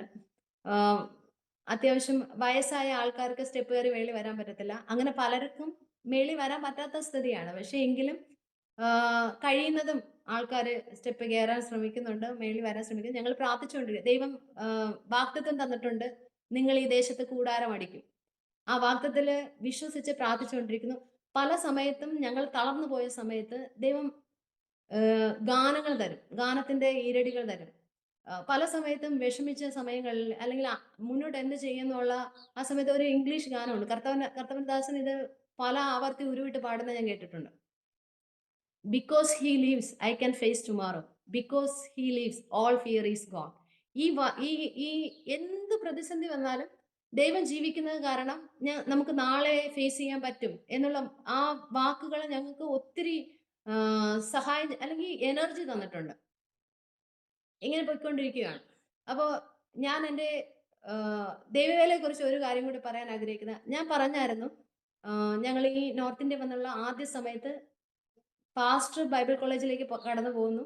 ഞാൻ വീട്ടിലെ കാര്യങ്ങൾ നോക്കിയിട്ട് പ്രാർത്ഥിക്കുകയും വചനം വായിക്കുകയും ചെയ്യുമായിരുന്നു. അപ്പോ ഈ പ്രാർത്ഥനയും ഒരു ദൈവവേലയാണെന്നുള്ള കാര്യം എനിക്ക് പിന്നീടാ മനസ്സിലായത്. കാരണം ഞങ്ങളുടെ വീടിന്റെ തൊട്ടടുത്ത് വേറൊരു കുടുംബം, നിങ്ങൾക്കറിയാം നോർത്ത് ഇന്ത്യയില് വീടിന്റെ ചുമര് ഷെയർ ചെയ്താണ് അടുത്ത വീട് വരുന്നത്. നമ്മുടെ നാട്ടിലെ പോലെ ഒത്തിരി ഗ്രൗണ്ട് ഒന്നും കാണത്തില്ല. ഒരു വീടിന്റെ ഒരേ ഓളായിരിക്കും 2 വീടുകൾ തമ്മിൽ ഷെയർ ചെയ്യുന്നത്. ചേർന്നാണ് വീടുകൾ പണിയപ്പെട്ടിരിക്കുന്നത്. അപ്പം ഞങ്ങളുടെ തൊട്ടടുത്തുള്ള വീട്ടിലെ ആ കുടുംബത്തിലെ എല്ലാവരും ഞങ്ങളോട് നല്ലതായിട്ട് സംസാരിക്കും. പക്ഷെ ആ കുടുംബത്തിലുള്ള സഹോദരി ഞങ്ങൾ കാണുമ്പോൾ എന്തോ ദേഷ്യമുള്ള ഒരു മുഖമാണ് എപ്പോഴും കാണാൻ സാധിക്കുന്നത്. എന്തോ ഒരു മുൻവൈരാഗ്യം ഉള്ളതുപോലെ, അല്ലെങ്കിൽ എന്തോ ഒരു എന്താ പറയാ, വൈരാഗ്യം ഉള്ളതുപോലെ, അല്ലെങ്കിൽ എന്തോ ഒരു വിദ്വേഷം ഉള്ളതുപോലെയാണ് അനുഭവപ്പെട്ടിട്ടുള്ളത്. സംസാരിക്കത്തില്ല, ചിരിക്കില്ല. ഞാൻ പലതവണ ചിരിച്ചു, എന്നിട്ടും ചിരിക്കില്ല. അപ്പം അത് കാണുമ്പോൾ ഒരു ബുദ്ധിമുട്ട് ഫീൽ ചെയ്യാറുണ്ടായിരുന്നു. പക്ഷേ പിന്നീട് ഒരു ദിവസം ആ സഹോദരി വന്നിട്ട് എന്നെ കെട്ടിപ്പിടിച്ചിട്ട് പറഞ്ഞു എന്നോട് ക്ഷമിക്കണം. അപ്പൊ ഞാൻ ചോദിച്ചു എന്തിനാ ക്ഷമിക്കണം? ആ സഹോദരി പല സമയത്തും ഇങ്ങനെ എന്താ വീടൊക്കെ വൃത്തിയാക്കിയിട്ട് ആ വേസ്റ്റ് ആയിട്ടുള്ള സാധനങ്ങളെല്ലാം ഞങ്ങളെ വീടിന്റെ ഫ്രണ്ടിലൊക്കെ കൊണ്ടിടുമായിരുന്നു. പക്ഷെ ഞങ്ങളൊന്നും സംസാരിക്കാൻ പോയില്ല. ഞങ്ങളത് എടുത്ത് മാറ്റുകയും അങ്ങനെയൊക്കെ ചെയ്യുമായിരുന്നു. പക്ഷെ ഈ സഹോദരി വന്ന് കെട്ടിപ്പിടിച്ചിട്ട് പറഞ്ഞു എന്നോട് ക്ഷമിക്കണം. അപ്പൊ ഞാൻ ചോദിച്ചു എന്തു പറ്റി? എനിക്ക് നിങ്ങളോട് ഭയങ്കര ദേഷ്യമായിരുന്നു. ഞാൻ ചോദിച്ചു എന്തിന്? അപ്പൊ പറയാ ഞാൻ വളരെ കുറഞ്ഞ സൗണ്ടിലാണ് പ്രാർത്ഥിക്കുമായിരുന്നത്. ഞാൻ പ്രാർത്ഥിക്കുന്ന അവർക്ക് പ്രാർത്ഥനയാണെന്ന് പോലും അറിയില്ല. ഞാൻ ഈ വീടിനകത്തിരുന്ന് പ്രാർത്ഥിക്കുമ്പോൾ ഇവർക്ക് ഭയങ്കര ഡിസ്റ്റർബൻസ് ആണ്. ഞാൻ എൻ്റെ റൂമിനകത്ത് കേൾക്കത്തക്ക രീതിയിലാണ് പ്രാർത്ഥിക്കുന്നത്. പക്ഷേ ഇവർക്ക് ഭയങ്കര ഡിസ്റ്റർബൻസ് ആണ്. ഇവർക്ക് ഇരിക്കാൻ കഴിയില്ല. ഭയങ്കര വെപ്രാളം. ഇവര് പെട്ടെന്ന് ടെറസിന്റെ മേളില് വരും. ടെറസിന്റെ മേളില് ഞങ്ങക്ക് എയർ ഹോൾ ഉണ്ട്. ഞങ്ങളുടെ വീട്ടില് കാണാൻ പറ്റും. താഴെ ഗ്രില്ല് പോലെ അടിച്ചിട്ടുണ്ട്. അപ്പൊ കാണാൻ പറ്റും. പറയാ, "നിങ്ങള് പ്രാർത്ഥിക്കുമ്പഴെല്ലാം എനിക്ക് പ്രശ്നമാണ്. എനിക്ക് ഭയങ്കര വെപ്രാളമാണ്. എനിക്ക് എന്നെ തന്നെ നിയന്ത്രിക്കാൻ കഴിയില്ല. എനിക്ക് തോന്നും ഞാൻ വന്നിട്ട് നിങ്ങളെ അങ്ങ് ഞാൻ കൊല്ലും. നിങ്ങളെ അടിക്കണം." ആ രീതിയിലൊക്കെ എനിക്ക് ഭയങ്കര ബുദ്ധിമുട്ട് ഫീൽ ചെയ്യാറുണ്ടെന്ന് പറഞ്ഞു. എന്നിട്ട് അവരിപ്പോ ആഹ് രക്ഷിക്കപ്പെട്ട് സ്നാനപ്പെട്ട ഒരു സഭയുടെ ഭാഗമായിട്ട് ചേർന്ന് പോവുകയാണ്. ഞാൻ ഇതാ പറഞ്ഞത്, നമ്മൾ അകത്തിരുന്ന് വിളിയുണ്ടെങ്കിൽ നമ്മൾ വീട്ടിനകത്തിരുന്ന് പ്രാർത്ഥിക്കുന്നതും ഒരു ദൈവവേലയുടെ ഭാഗമാണ്. ആരെങ്കിലും വിളിയുണ്ടായിട്ടും പുറത്തിറങ്ങി പ്രവർത്തിക്കാൻ കഴിയുന്നുള്ള വിഷമമുണ്ടെങ്കിൽ നിങ്ങൾ വീട്ടിലിരുന്ന് പ്രാർത്ഥിച്ചാലും ആത്മിക മണ്ഡലത്തിൽ ദൈവം പ്രവർത്തിപ്പാൻ ശക്തനാണ്. അത് മുന്നോട്ട് പോകുമ്പോൾ നിങ്ങളുടെ കണ്ണുകളുടെ മുന്നിൽ തന്നെ ഒരു സാക്ഷ്യമായിട്ട് മാറും. ആ സഹോദരി വന്ന് കെട്ടിപ്പിടിച്ചു, പ്രാർത്ഥിച്ചു. എന്നോട് പറഞ്ഞു, സിസ്റ്റർ എനിക്ക് വേണ്ടി പ്രാർത്ഥിക്കണം. ഞാൻ പ്രാർത്ഥിച്ചു.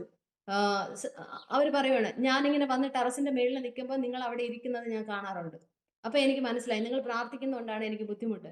അപ്പൊ പിന്നീട് എനിക്ക് മനസ്സിലായി അത് എന്നിൽ വ്യാപരിക്കുന്ന ആഹ് ദുരാത്മാവാണ് എന്നിൽ ഈ ചിന്തകളും ഈ വിദ്വേഷവും ഈ നിങ്ങളെ ഉപദ്രവിക്കണമെന്നുള്ള ചിന്തയെല്ലാം തന്നത് എന്നുള്ള രീതിയിൽ പറഞ്ഞിട്ട് അവരെന്നെ കെട്ടിപ്പിടിച്ച് കരയുകയും എന്നെ കൊണ്ട് പ്രാർത്ഥിപ്പിക്കുകയും എല്ലാം ചെയ്തു. അതുപോലെ ഞാൻ ഇങ്ങനെ മുന്നോട്ട് പോയിക്കൊണ്ടിരുന്നപ്പോൾ എന്റെ ഭർത്താവിന്റെ സഹോദരി തന്നെ, ദൈവാത്മാവ് എന്നെ എങ്ങനെ നയിച്ചു എന്നാണ് ഞാൻ പറയുന്നത്. എന്റെ ഭർത്താവിന്റെ സഹോദരി തന്നെ എന്നോട് പറയുകയുണ്ടായി, ഞാനിങ്ങനെ ഒരു ദർശനം കണ്ടു. ആശ സഹോദരിമാരുടെയും കുഞ്ഞുങ്ങളുടെ ഇടയിൽ വളരെ ആശ്വാസമായിട്ട് മാറുന്നതായിട്ടും ദൈവം ഉപയോഗിക്കുന്നതായിട്ടും ഞാൻ കണ്ടു എന്ന് പറഞ്ഞു. അപ്പൊ ഞാന് ശരി പ്രാർത്ഥിക്കാമെന്ന് പറഞ്ഞ് പ്രാർത്ഥിച്ചുകൊണ്ടിരുന്നു. അത്ഭുതം എന്ന് പറയട്ടെ, ഏകദേശം 3 വർഷത്തോളം ഞങ്ങളുടെ തൃപ്പുടിയിലുള്ള അനാഥരും ഓർഫണും ഹാഫ് ഓർഫണും ആയിട്ടുള്ള കുഞ്ഞുങ്ങളുടെ ഹെൽത്ത് എഡ്യൂക്കേഷൻ കൊടുക്കുന്ന ഒരു ഇതിൽ പങ്കാളിയാകി തീരുമാനത്തോടെ ദൈവം എന്നെ സഹായിച്ചു. മെഡിക്കൽ ക്യാമ്പുകൾ സംഘടിപ്പിക്കുന്നതിൽ ഭാഗമായി തീരുമാനത്തോടെ ദൈവം എന്നെ സഹായിച്ചു. 4 വർഷത്തോളം ഞങ്ങളുടെ സെക്ഷന്റെ WMCയുടെ പ്രസിഡന്റ് ആയിട്ട് സേവനം അനുഷ്ഠിപ്പാൻ തക്കവണ്ണം ദൈവം സഹായിച്ചു. ഇന്നും ഞങ്ങളുടെ സഭയിൽ ദൈവം ഞങ്ങളെ ഉപയോഗിച്ചുകൊണ്ടിരിക്കുന്നു.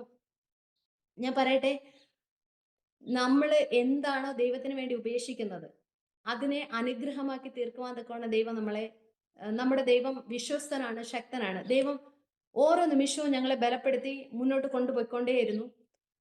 ഒടുവിൽ എന്റെ കർത്തൃദാസൻ എപ്പോഴും എന്നെ പ്രോത്സാഹിപ്പിക്കും, ദൈവവേലയിൽ നമുക്ക് മുന്നേറണം.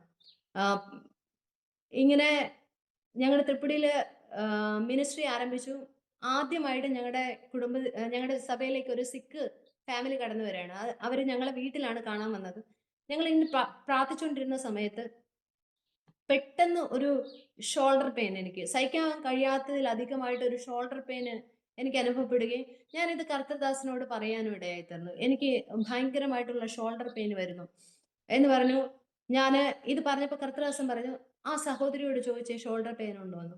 ഞാൻ അങ്ങനെ ചോദിക്കാൻ ഇടയായി തീർന്നു. ആ സഹോദരി വർഷങ്ങളായിട്ട് ഷോൾഡർ പെയിനുമായിട്ട് ഭാരപ്പെട്ടിരുന്ന സഹോദരിയാണ്. ആ സമയത്ത് കർത്തൃദാസൻ എന്നോട് പറഞ്ഞു, ആ സഹോദരിയുടെ ഷോൾഡറിൽ കൈവച്ച് നമുക്ക് പ്രാർത്ഥിക്കാം. അങ്ങനെ ഞാൻ കൈവച്ച് ഞങ്ങൾ ഒരുമിച്ച് പ്രാർത്ഥിച്ചു.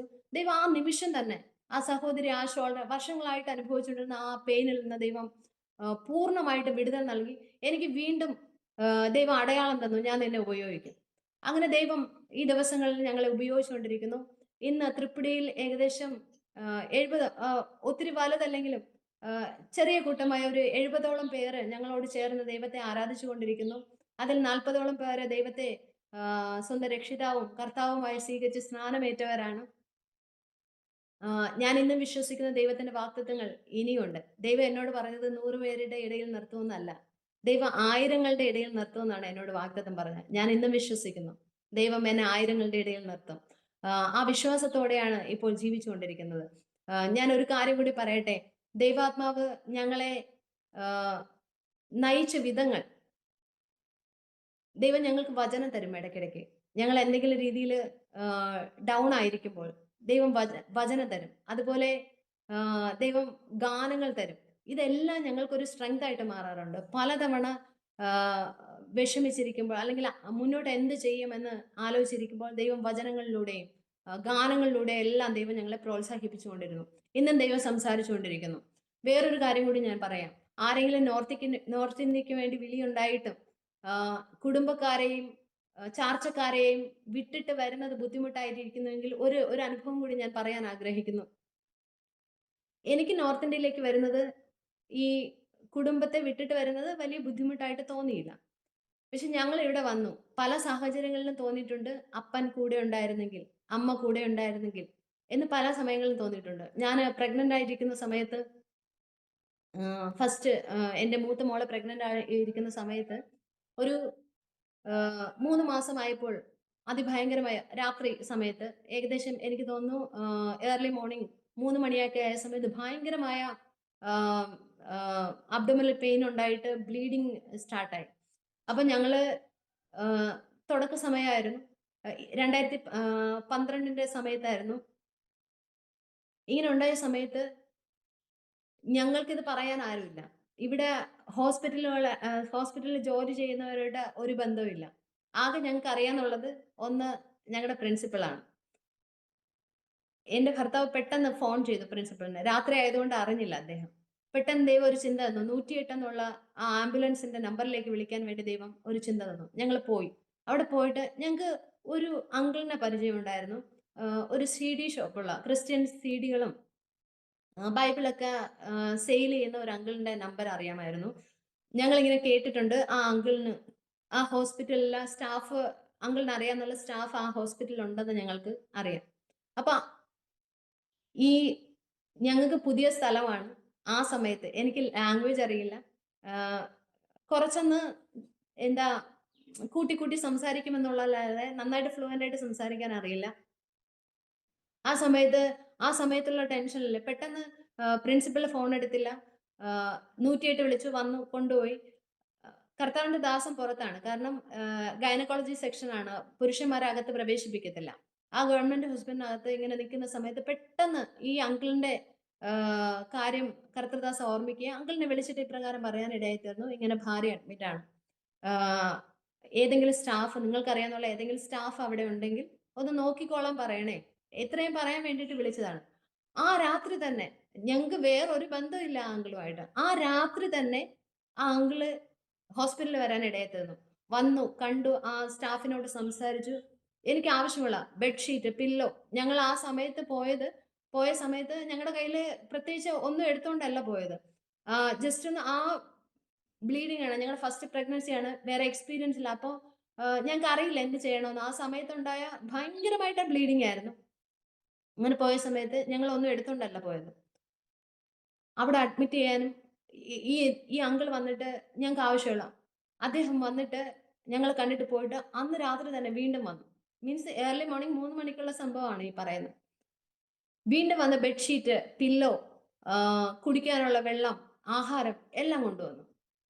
അവിടെ നിന്ന് 2-3 ദിവസം കഴിഞ്ഞപ്പോൾ എൻ്റെ അമ്മ നാട്ടിൽ നിന്ന് കടന്നു വരാൻ ഇടയായി തീർന്നു. അവിടെ നിന്ന് ഡിസ്ചാർജ് ആകുന്നവരുള്ള എല്ലാ കാര്യങ്ങളും അങ്കിള് നോക്കി. എന്നിട്ട് ഡിസ്ചാർജ് ആവാൻ സമയത്ത് അങ്കിൾ, എനിക്കറിയില്ല, ദൈവം അങ്കിളിനെ പ്രേരിപ്പിച്ചതാണ്. അങ്കിൾ തന്നെ ഒരു വണ്ടി വിളിച്ച് ഞങ്ങളെ വീട്ടിൽ കൊണ്ടാക്കാൻ ഇടയായി തീർന്നു. അടുത്ത ദിവസം അങ്കിൾ ഒരു വലിയ എന്താ കവറുമായിട്ടാണ് വരുന്നത്. കോൺഫ്ലേക്സ്, ആ പ്രഗ്നൻസി സമയത്ത് സഹോദരിമാർ എന്തൊക്കെയാണ് കഴിക്കേണ്ട ആ എല്ലാം ആ കവറിനകത്ത് നിറച്ച് കൊണ്ടുവരാനെടുത്ത്. ഞങ്ങൾ തമ്മിൽ മുൻപരിചയം വേറെ ഒന്നുമില്ല. CD ഷോപ്പാണ്, ബൈബിൾ ഉണ്ട്, അതുകൊണ്ട് ആർക്കെങ്കിലും ബൈബിൾ വേണമെങ്കിൽ ഈ അങ്കിളിനെ സജസ്റ്റ് ചെയ്യാം. ഇത്രയേ ഉള്ളായിരുന്നു ഞങ്ങളുടെ ബന്ധം. പക്ഷെ ദൈവം അപ്പനെയും അമ്മയും ഉപേക്ഷിച്ച് ഇവിടെ വന്നപ്പോ ദൈവം ഒരു കുടുംബത്തെ ഞങ്ങൾക്ക് തന്നു. ഒരാവശ്യം വന്നപ്പോൾ ഞങ്ങളും ഒന്നും എക്സ്പെക്ട് ചെയ്തില്ല. പക്ഷെ എൻ്റെ അടുത്ത എല്ലാ അപ്പോയിന്റ്മെന്റ്സിലും, ഡോക്ടർ അപ്പോയിന്റ്മെന്റ്സിലും ഞങ്ങളുടെ മനസ്സിൽ ടെൻഷനാണ്. ഞങ്ങൾക്ക് സ്കാനിങ് എടുക്കാൻ സമയത്ത് അറിയാം ഏകദേശം 1000 സംതിങ് റുപ്പീസ് ആവും. അപ്പൊ നമ്മളേൽ അങ്ങനെ ഒരു സേവിങ്സ് ഇല്ല. പക്ഷേ ഈ ഡേറ്റ് അങ്കിളിന് നല്ല ഓർമ്മയാണ്, ഇന്ന ഡേറ്റിലാണ് എനിക്ക് സ്കാനിങ്ങിന് എടുക്കാനുള്ളതെന്ന്. അങ്കിള് തലേ ദിവസം വിളിക്കും, നാളെ സ്കാനിങ്ങിന് പോകണമല്ലോ കർത്തൃദാസനെ എന്ന് വിളിക്കും. അപ്പൊ നമ്മൾ പറയും നോക്കട്ടെ, നമ്മള് ചിലപ്പോൾ അടുത്ത ആഴ്ച പോകുമായിരിക്കും എന്ന് വെച്ചാൽ ഞങ്ങളേൽ അന്ന് സ്കാനിങ്ങിന് പോയി കഴിഞ്ഞാൽ കാശില്ല. അപ്പോൾ നിങ്ങൾ ഒന്നും കൊണ്ട് വിഷമിക്കണ്ട, അങ്കിള് തന്നെ വണ്ടി വിളിച്ചുകൊണ്ട് വരും, സ്കാനിങ്ങിന് കൊണ്ടുപോകും, സ്കാനിങ്ങിന്റെ പൈസ എല്ലാം അങ്കിൾ തന്നെ പേ ചെയ്യും. തിരിച്ചു വരുമ്പോൾ ഞങ്ങൾക്ക് കഴിക്കാനുള്ള ഒരു ഒരു ഒരു എന്താ ഒരു കവർ സാധനങ്ങൾ ഞങ്ങൾക്ക് കഴിക്കാനുള്ള കൊണ്ടുതരും. എന്ന് വെച്ചാൽ അമ്മയും അപ്പനും നോക്കുന്നതിലുപരിയായിട്ട് നോക്കാൻ വേണ്ടിയിട്ട് ദൈവം സമയാസമയങ്ങളിൽ ദൈവം ജനത്തെ ക്രമീകരിച്ചു. ഇന്ന് ഈ 70ഓളം ഉള്ള ഈ സഹോദരങ്ങള് ഞങ്ങളെ സ്വന്തം കുടുംബത്തിലെ അംഗങ്ങളെ പോലെ നോക്കുന്നുണ്ട്, ബഹുമാനിക്കുന്നുണ്ട്, ഞങ്ങളുടെ ആവശ്യങ്ങളിലെല്ലാം കൂടെ നിൽക്കുന്നുണ്ട്. അതുപോലെ കർത്തൃദാസൻ ഒരിക്കൽ ന്യൂമോണിയ ആയിട്ട് ഭാരപ്പെട്ട് ഇങ്ങനെ ഹോസ്പിറ്റലിൽ അഡ്മിറ്റ് ആയ സമയത്ത് ആൾക്കാർ ജോലിയൊക്കെ ഉപേക്ഷിച്ചാണ് വന്ന് കൂട്ടിരിക്കുന്നത്. ഞാൻ ഒറ്റയ്ക്കാണ്, അതുകൊണ്ട് ആൾക്കാർ ജോലിയൊക്കെ ഉപേക്ഷിച്ച് വളരെ ചുരുക്കം ആൾക്കാരാണ് ഇങ്ങനെയൊക്കെ ചെയ്യുന്നത്. ദൈവം അനുഗ്രഹിക്കപ്പെട്ട ബന്ധങ്ങളാൽ ദൈവം ഞങ്ങളെ സമൃദ്ധിയായി അനുഗ്രഹിച്ചു എന്ന് പറയാം. അതുപോലെ ഈ കുഞ്ഞുങ്ങള് എന്ത് കാര്യത്തിനും ഞങ്ങൾ ആത്മീകമായിട്ട് മുന്നേറിയ സ്റ്റെപ്പ് വെക്കുന്നോ അപ്പോഴെല്ലാം കുഞ്ഞുങ്ങൾക്ക് അസുഖം വരും. പ്രത്യേകിച്ച് ഞങ്ങളുടെ ഇളയ മോൾക്ക് അസുഖം 3 തവണ മരണത്തിന്റെ ആ വക്കിൽ വരെ എത്തുവാൻ നിൽക്കണം ഇടയായി തീർന്നു. ഇങ്ങനെ കണ്ണെല്ലാം അടഞ്ഞു വരുമ്പോ ഫീവർ വരുമ്പോ ഹൈ ഫീവർ ആണ്. നമ്മൾ ഈ പാരസെറ്റമോൾ ഒന്നും കൊടുത്തു കഴിഞ്ഞാൽ ആ ശരീരത്തിൽ ഏൽക്കത്തേയില്ല, ആ രീതിയിലുള്ള ഫീവർ ആണ്. പിന്നെ ഡീഹൈഡ്രേഷൻ ആയിട്ട് 3 തവണ ഹോസ്പിറ്റലിൽ അഡ്മിറ്റ് ചെയ്യാൻ ഇടയായി തീർന്നു. പലതവണയും ഈ ഫീവർ സ്റ്റാർട്ട് ചെയ്യുന്ന സമയത്ത് ഡോക്ടർക്ക് അപ്പോയിന്റ്മെന്റ് എടുക്കാൻ നമ്മുടെ കയ്യിൽ കാശുണ്ടാവത്തില്ല. ഒരു ദിവസം ഇങ്ങനെ ഹോസ്പിറ്റലിന്റെ ബില്ല് വന്നു, 5000 സംതിങ് ആണ്. കയ്യിൽ വെച്ചിരുന്ന ക്യാനുനെ എല്ലാം റിമൂവ് ചെയ്തു. അടുത്ത ബില്ല് അടയ്ക്കണം, നമുക്ക് പോകണം, ഞങ്ങളുടെ കയ്യിൽ കാശില്ല, ഇങ്ങനെ ഇരിക്കുവാണ്. ഒരു സഹോദരൻ വന്നിട്ട് ഒരു എന്താ പാഴ്സൽ, ഒരു കവർ കയ്യിൽ തന്നു, ഇത് കുഞ്ഞിന്റെ ആവശ്യത്തിന് വേണ്ടി ഉപയോഗിക്കണമെന്ന് പറഞ്ഞു. ഞങ്ങൾ തോന്നുന്നു നോക്കി, ആ ബില്ലിൽ എത്ര രൂപയാണോ അത്രയും രൂപ അതിനകത്തുണ്ടായിരുന്നു. ഞങ്ങൾ അത് കൊടുത്തിട്ട് അടച്ചിട്ട് തിരിച്ചു വരുവാൻ ഇടയെത്തുന്നു. അതുപോലെ പല സ്ഥലങ്ങളിലും പല സമയങ്ങളിലും പൈസയുടെ ആവശ്യം വരുമ്പോൾ ഞങ്ങൾ ആഗ്രഹിച്ചില്ലെങ്കിൽ പോലും ATM കാർഡ് വരെ കൊണ്ടുവരുന്ന വിശ്വാസികൾ ഞങ്ങളുടെ സഭയ്ക്കകത്തുണ്ട്. പാസ്റ്ററെ ആവശ്യമല്ലേ, ഇത് ഉപയോഗിക്കൂ എന്ന് പറഞ്ഞിട്ട് കുഞ്ഞിനെ വേറൊരു പ്രാവശ്യം അഡ്മിറ്റ് ചെയ്ത സമയത്ത് പാസ്റ്റർ ഇത് കയ്യിലിരിക്കട്ടെ, ATM കാർഡ് എടുത്ത് തരുന്ന വിശ്വാസികളെയും കണ്ടിട്ടുണ്ട്. ഞങ്ങൾ ഉപയോഗിച്ചിട്ടില്ല, പക്ഷെ അങ്ങനെ തന്നിട്ടുണ്ട്. ദൈവം അപ്രകാരം അനുഗ്രഹമായ വഴികളിലൂടെ നിങ്ങൾ തളരരുത്, ഞാനാണ് നിങ്ങളെ വിളിച്ചെങ്കിൽ, ഞാൻ പറഞ്ഞില്ലേ because he lives I can face tomorrow, അതുപോലെ ഞങ്ങളെ ബലപ്പെടുത്തിയ ഒരു പാട്ടാണ് വിളിച്ച ദൈവം വിശ്വസ്തനല്ലോ. ഈ ഇന്നും ദൈവം നമ്മളെ വിശ്വസ്തയോടെ നടത്തുന്നു. മുന്നോട്ടും വാഗ്ദത്തങ്ങൾ പൂർത്തീകരിച്ച് ദൈവവേലയ്ക്ക് വേണ്ടി ഉപയോഗിക്കുവാൻ തക്കവണ്ണം ദൈവശക്തനാണെന്ന് ഞാൻ വിശ്വസിക്കുന്നു. എന്നെ കേൾക്കുന്ന എല്ലാ ശ്രോതാക്കളോട് എനിക്ക് പറയാനുള്ളത്, നമ്മെ വിളിച്ച ദൈവം വിശ്വസ്തനാണ്. നിങ്ങളെ ദൈവം ദൈവവേലയ്ക്ക് വേണ്ടി വിളിച്ചിട്ടുണ്ടെങ്കിൽ അതിന് സമർപ്പിക്കപ്പെടാൻ നിങ്ങൾ കാലതാമസം എടുക്കരുത്. നിങ്ങൾ അടുത്ത് എന്ത് ചെയ്യും, എങ്ങനെ മുന്നോട്ട് പോകും എന്നൊന്നും ആലോചിച്ചിരിക്കേണ്ട. ദൈവമാണ് നമുക്ക് വഴി തുറന്നു തരേണ്ടത്. ഞാൻ പലപ്പോഴും പ്രസംഗിക്കുമ്പോൾ പറയുന്ന ഒരു വാചകമുണ്ട്, ഏലിയാവിനെ വിളിച്ച ദൈവമാണെങ്കിൽ നടത്താനും ദൈവത്തിന് അറിയാം. അത് കാക്കയിലൂടെയാണോ വിധവയിലൂടെയാണോ എന്നുള്ളത് ദൈവത്തിന്റെ ടെൻഷനാണ്, ഏലിയാവിന്റെ ടെൻഷൻ അല്ല. അതുപോലെ നിങ്ങൾ ദൈവം വിളിച്ചിട്ടുണ്ടെങ്കിൽ നിങ്ങൾ ഇറങ്ങിത്തിരിക്കുക. ദൈവം എന്തെങ്കിലും ഉപേക്ഷിക്കാൻ പറയുന്നുണ്ടെങ്കിൽ കാലതാമസമില്ലാതെ അത് ഉപേക്ഷിക്കുക. ദൈവം അത്ഭുതകരമായി നിങ്ങളെ വഴി നടത്തും. നമ്മൾ ഒരു കുടുംബത്തെ വിട്ടിട്ട് വേറൊരു ദേശത്ത് പോകുമ്പോൾ ആരുണ്ടാകും എന്ന് ചിന്തിച്ച് ഭാരപ്പെടേണ്ട ആവശ്യമില്ല. ദൈവം അതാത് സമയങ്ങളിൽ ദൈവം ഓരോരുത്തരെയും ഉപയോഗിച്ച് ദൈവം നിങ്ങളെ കൂടെ നിർത്തി ദൈവം അന്ത്യത്തോളം കൊണ്ടുപോകാൻ വിശ്വസ്തനാണെന്ന് ഒരിക്കൽ കൂടി പറഞ്ഞുകൊണ്ട് ഞാൻ എൻ്റെ സാക്ഷ്യം ഇവിടെ ചുരുക്കുന്നു. എനിക്കിങ്ങനെ സാക്ഷ്യം പറയാൻ അവസരം തന്ന കർത്തൃദാസിനോടുള്ള പാസ്റ്റർ ഡാനിയൽ ജോണിനോടുള്ള നന്ദി അറിയിക്കുന്നു. എന്നെ ശ്രവിച്ചുകൊണ്ടിരിക്കുന്ന എല്ലാ ശ്രോതാക്കൾക്കും എൻ്റെ സാക്ഷ്യം അനുഗ്രഹമായി തീരട്ടെ എന്ന് ഞാൻ ആശംസിക്കുന്നു. നമുക്ക് പ്രാർത്ഥിക്കാം. സ്നേഹവാനത്തിനുമായ സ്വർഗീയ നല്ല പിതാവേ, ഞങ്ങൾ അങ്ങയുടെ സന്നിധിയിലേക്ക് അടുത്തു വരുന്ന കർത്താവേ, ഇത്രയും സമയം എന്നെ കേൾക്കുവാൻ തക്കവണ്ണം ദൈവമേ അങ്ങ് ജനത്തെ സഹായിച്ചു. എന്റെ സാക്ഷ്യം അവരിൽ പുതിയ സാക്ഷ്യങ്ങൾ ഉളവാക്കുവാൻ തക്കവണ്ണം ദൈവമേ അങ്ങ് സഹായിക്കണമേ എന്ന് പ്രാർത്ഥിക്കുന്നു. ആരെങ്കിലും ഭാരങ്ങളിലും പ്രയാസങ്ങളിലും ആയിരിക്കുന്നെങ്കിൽ ദൈവമേ അങ്ങയുടെ കൃപ പകർന്ന് അവരെ പുറത്തു കൊണ്ടുവരണമേ. ആരെങ്കിലും ദൈവ വിളി കേട്ടിട്ടും സമർപ്പിക്കാൻ കഴിയാതെ ആയിരിക്കുന്നെങ്കിൽ, ആരെങ്കിലും മാതാപിതാക്കളോട് അകന്നായിരിക്കുന്നെങ്കിൽ ദൈവമേ ഇപ്രകാരം പ്രാർത്ഥിക്കുന്ന സമയത്ത് കർത്താവേ അങ്ങയുടെ ആത്മാവ് അവരിൽ പ്രവർത്തിച്ച് ദൈവവേലയ്ക്ക് വേണ്ടി സമർപ്പിക്കപ്പെടാനും ഹല്ലേലൂയ. അകന്നിരിക്കുന്ന ബന്ധങ്ങളിൽ അടുത്ത് വരുവാനും തക്കവണ്ണം ദൈവം സഹായിക്കണമേ എന്ന് അങ്ങോട്ട് പ്രാർത്ഥിക്കുന്നു. പ്രത്യേകാൽ നോർത്ത് ഇന്ത്യയിൽ സുവിശേഷ വേലയായിരിക്കുന്ന എല്ലാ കർത്തൃദാസന്മാരെയും അവർ അനുഭവിക്കുന്ന വേദനകളുടെ ഇടയിൽ അങ്ങ് ദൈവശബ്ദം പകർന്ന് ആലോചന പകർന്ന് ഹല്ലേലൂയ ശക്തമായി കൊണ്ടുപോകണമേ എന്ന് അങ്ങോട്ട് പ്രാർത്ഥിക്കുന്നു. കർത്താവേ, ഞങ്ങൾ ഒരുമിച്ച് അങ്ങയുടെ വേലയിൽ കൈത്താങ്ങാകുവാൻ, ഞങ്ങൾ ഒരുമിച്ച് അങ്ങയുടെ വേലയിൽ വർദ്ധിച്ചു വരുവാൻ തക്കവണ്ണം ദൈവം അങ്ങ് സഹായിക്കണമേ എന്ന് അങ്ങോട്ട് പ്രാർത്ഥിക്കുന്നു. അരോമ ടിവിയുടെ ദൈവമേ എല്ലാ പ്രവർത്തനത്തെയും ദൈവം അനുഗ്രഹിക്കണം. അനേകർക്ക് അനുഗ്രഹമായി തീരുവാൻ തക്കവണ്ണം ദൈവം സഹായിക്കണം. ഞങ്ങളുടെ പ്രാർത്ഥന കേട്ടതിനായി സ്തോത്രം. യേശുവിന്റെ നാമത്തിൽ തന്നെ പിതാവേ, ആമേൻ, ആമേൻ, ആമേൻ. ആമേൻ, ആമേൻ, ആമേൻ. താങ്ക് യു കർത്താവിൻ്റെ വിലപ്പെട്ട ദാസി സിസ്റ്റർ ആശ ബിനു. ഇത്രത്തോളം സമയം വളരെ അനുഗ്രഹിക്കപ്പെട്ട നിലയിൽ ഐശ്വര്യമായി കർത്താവ് നൽകി തന്ന നടത്തിയ വഴികളെക്കുറിച്ച്, നിർത്തിയ വിധങ്ങളെക്കുറിച്ച് ദൈവനാമ മഹത്വത്തിന് വേണ്ടി അരോമ ടി വി പ്രേക്ഷകരോടൊപ്പം പങ്കുവയ്ക്കുവാൻ കർത്താവ് കൃപ ചെയ്തത് ഓർത്ത് ഞാൻ ദൈവത്തിന് നന്ദി പറയുന്നു. ദൈവം എത്ര വിശ്വസ്തൻ, എത്ര നല്ലവനെന്ന ജീവിതത്തിൽ രുചിച്ചറിഞ്ഞ അനുഭവങ്ങൾ നന്നേ ചെറുപ്പത്തിൽ തന്നെ അത് തിരിച്ചറിയുവാൻ കർത്താവ് സഹായിച്ചു. വളരെ മാതൃകാപരമായി ക്രിസ്ത്യ ജീവിതം നയിച്ച അല്ലെങ്കിൽ നയിക്കുന്ന വാത്സല്യ മാതാപിതാക്കന്മാരുടെ മകളെന്ന നിലയിൽ ആ ഒരു ആത്മീയ പൈതൃകം കാത്തു സൂക്ഷിക്കുവാനും ദൈവം സഹായിച്ചു കൊണ്ടിരിക്കുന്നു.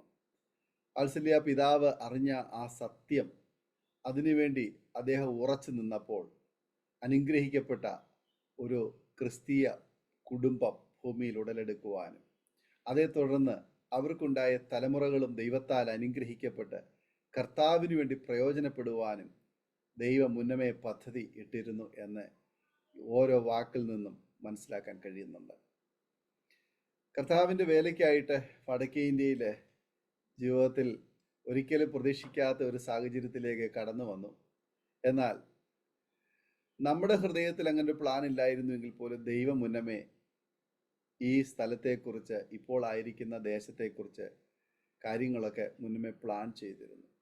ഇസ്രായേൽ ജനം എവിടെ ആയിരിക്കണമെന്നും അവർ എത്ര നാളായിരിക്കണമെന്നും അവരെ ആര് വിടുവിക്കണമെന്നും എങ്ങനെ അവരെ കനാൻ നാട്ടിൽ കൊണ്ടുവരണമെന്നും ഒക്കെ ജോസഫ് പൊട്ടക്കിണറ്റിലെറിയപ്പെടുന്നതിന് മുന്നമേ തന്നെ ദൈവം പ്ലാൻ ചെയ്ത കാര്യമാണ്. നമ്മുടെ ഓരോരുത്തരുടെയും ജീവിതത്തിൽ ദൈവം ചെയ്യുന്ന കാര്യങ്ങൾ അത് കണ്ണാൽ കാണുമ്പോൾ ഇതൊക്കെയും ദൈവം മുന്നമേ നിശ്ചയിച്ച കാര്യമാണെന്നുള്ള ആ ഒരു തിരിച്ചറിവാണ് നമുക്ക് ആ സമയത്ത് ഉണ്ടാകുകയും നമ്മൾ ദൈവത്തെ മഹത്വപ്പെടുത്തുവാനും അമ്മയിടയായിത്തീരുന്നത്. പ്രിയ ആശാ സിസ്റ്ററിൻ്റെ ജീവിതത്തിൽ ദൈവം നൽകിയ ഈ നല്ല അനുഭവങ്ങൾക്കായിട്ട് ഞാൻ കർത്താവിന് സ്തോത്രം ചെയ്യുന്നു. ദൈവദാസിയെയും കുടുംബത്തെയും ദൈവം ധാരാളമായി അനുഗ്രഹിക്കട്ടെ. ശുശ്രൂഷയിൽ വർദ്ധിച്ചു വരുവാൻ കർത്താവ് പിന്നെയും അവസരങ്ങൾ ഒരുക്കട്ടെ. ആയുസ്സും ആരോഗ്യവും കർത്താവ് തരട്ടെ എന്ന് ഞങ്ങൾ ആഗ്രഹിക്കുന്നു, ആശംസിക്കുന്നു, പ്രാർത്ഥിക്കുന്നു. പ്രത്യേകിച്ച് പഞ്ചാബിലെ ഉണർവിന് നിങ്ങളും അവിടെ ഉപയോഗിക്കപ്പെടുന്നു എന്നറിയുന്നതിൽ ഒത്തിരി സന്തോഷമുണ്ട്. കർത്താവിൻ്റെ ദാസി ഓർപ്പിച്ചതുപോലെ ആയിരങ്ങളുടെ മുൻപിൽ നിന്ന് കർത്താവിനെ മഹത്വപ്പെടുത്തുവാൻ ദൈവം ഒരുക്കിയ ആമേൻ അവസരങ്ങൾക്കായി ഞാൻ കർത്താവിന് സ്തോത്രം ചെയ്യുന്നു. ഈ സാക്ഷ്യം ആയിരക്കണക്കിന് ആൾക്കാർക്ക് സിസ്റ്ററിൻ്റെ ഈ സാക്ഷ്യം ഒരു അനുഗ്രഹമായി തീരും. അപ്പോൾ ആ ഒരു വാഗ്ദത്വവും ഇവിടെ ഈ സാക്ഷ്യത്തിലൂടെ നിവർത്തിക്കപ്പെടുകയാണ്. സാക്ഷ്യം പരമാവധി ആളുകൾക്ക് അനുഗ്രഹമായി തീരട്ടെ എന്ന് ഞങ്ങൾ ആഗ്രഹിക്കുന്നു, പ്രാർത്ഥിക്കുന്നു. ആയിരം ജനങ്ങൾ ഈ സാക്ഷ്യം കേട്ട് ദൈവസന്നിധിയിൽ സമർപ്പിക്കപ്പെടുവാൻ, അവരുടെ ജീവിതത്തിൽ അനുഗ്രഹങ്ങളെ അനുഭവിക്കുവാൻ കർത്താവ് കൃപ ചെയ്യട്ടെ എന്ന് ഞങ്ങൾ ആഗ്രഹിക്കുന്നു, ആശംസിക്കുന്നു, പ്രാർത്ഥിക്കുന്നു. സമയം വേർതിരിച്ച കർത്താവിൻ്റെ ദാസിയോടും കുടുംബത്തോടും ഉള്ളതായ നന്ദിയും സ്നേഹവും കടപ്പാടും ഇത്തരത്തിൽ അറിയിക്കുന്നു. പ്രേക്ഷകരെ, നിങ്ങൾ ഈ സാക്ഷ്യം കേട്ട ശേഷം നിങ്ങളുടെ പ്രിയപ്പെട്ടവർക്ക്, സുഹൃത്തുക്കൾക്ക് ഷെയർ ചെയ്ത് കൊടുക്കണം. നിങ്ങളുടെ വിലയേറിയ അഭിപ്രായങ്ങളും നിർദ്ദേശങ്ങളും കമൻറ്റ് ബോക്സിൽ രേഖപ്പെടുത്താൻ നിങ്ങൾ മറക്കരുത്.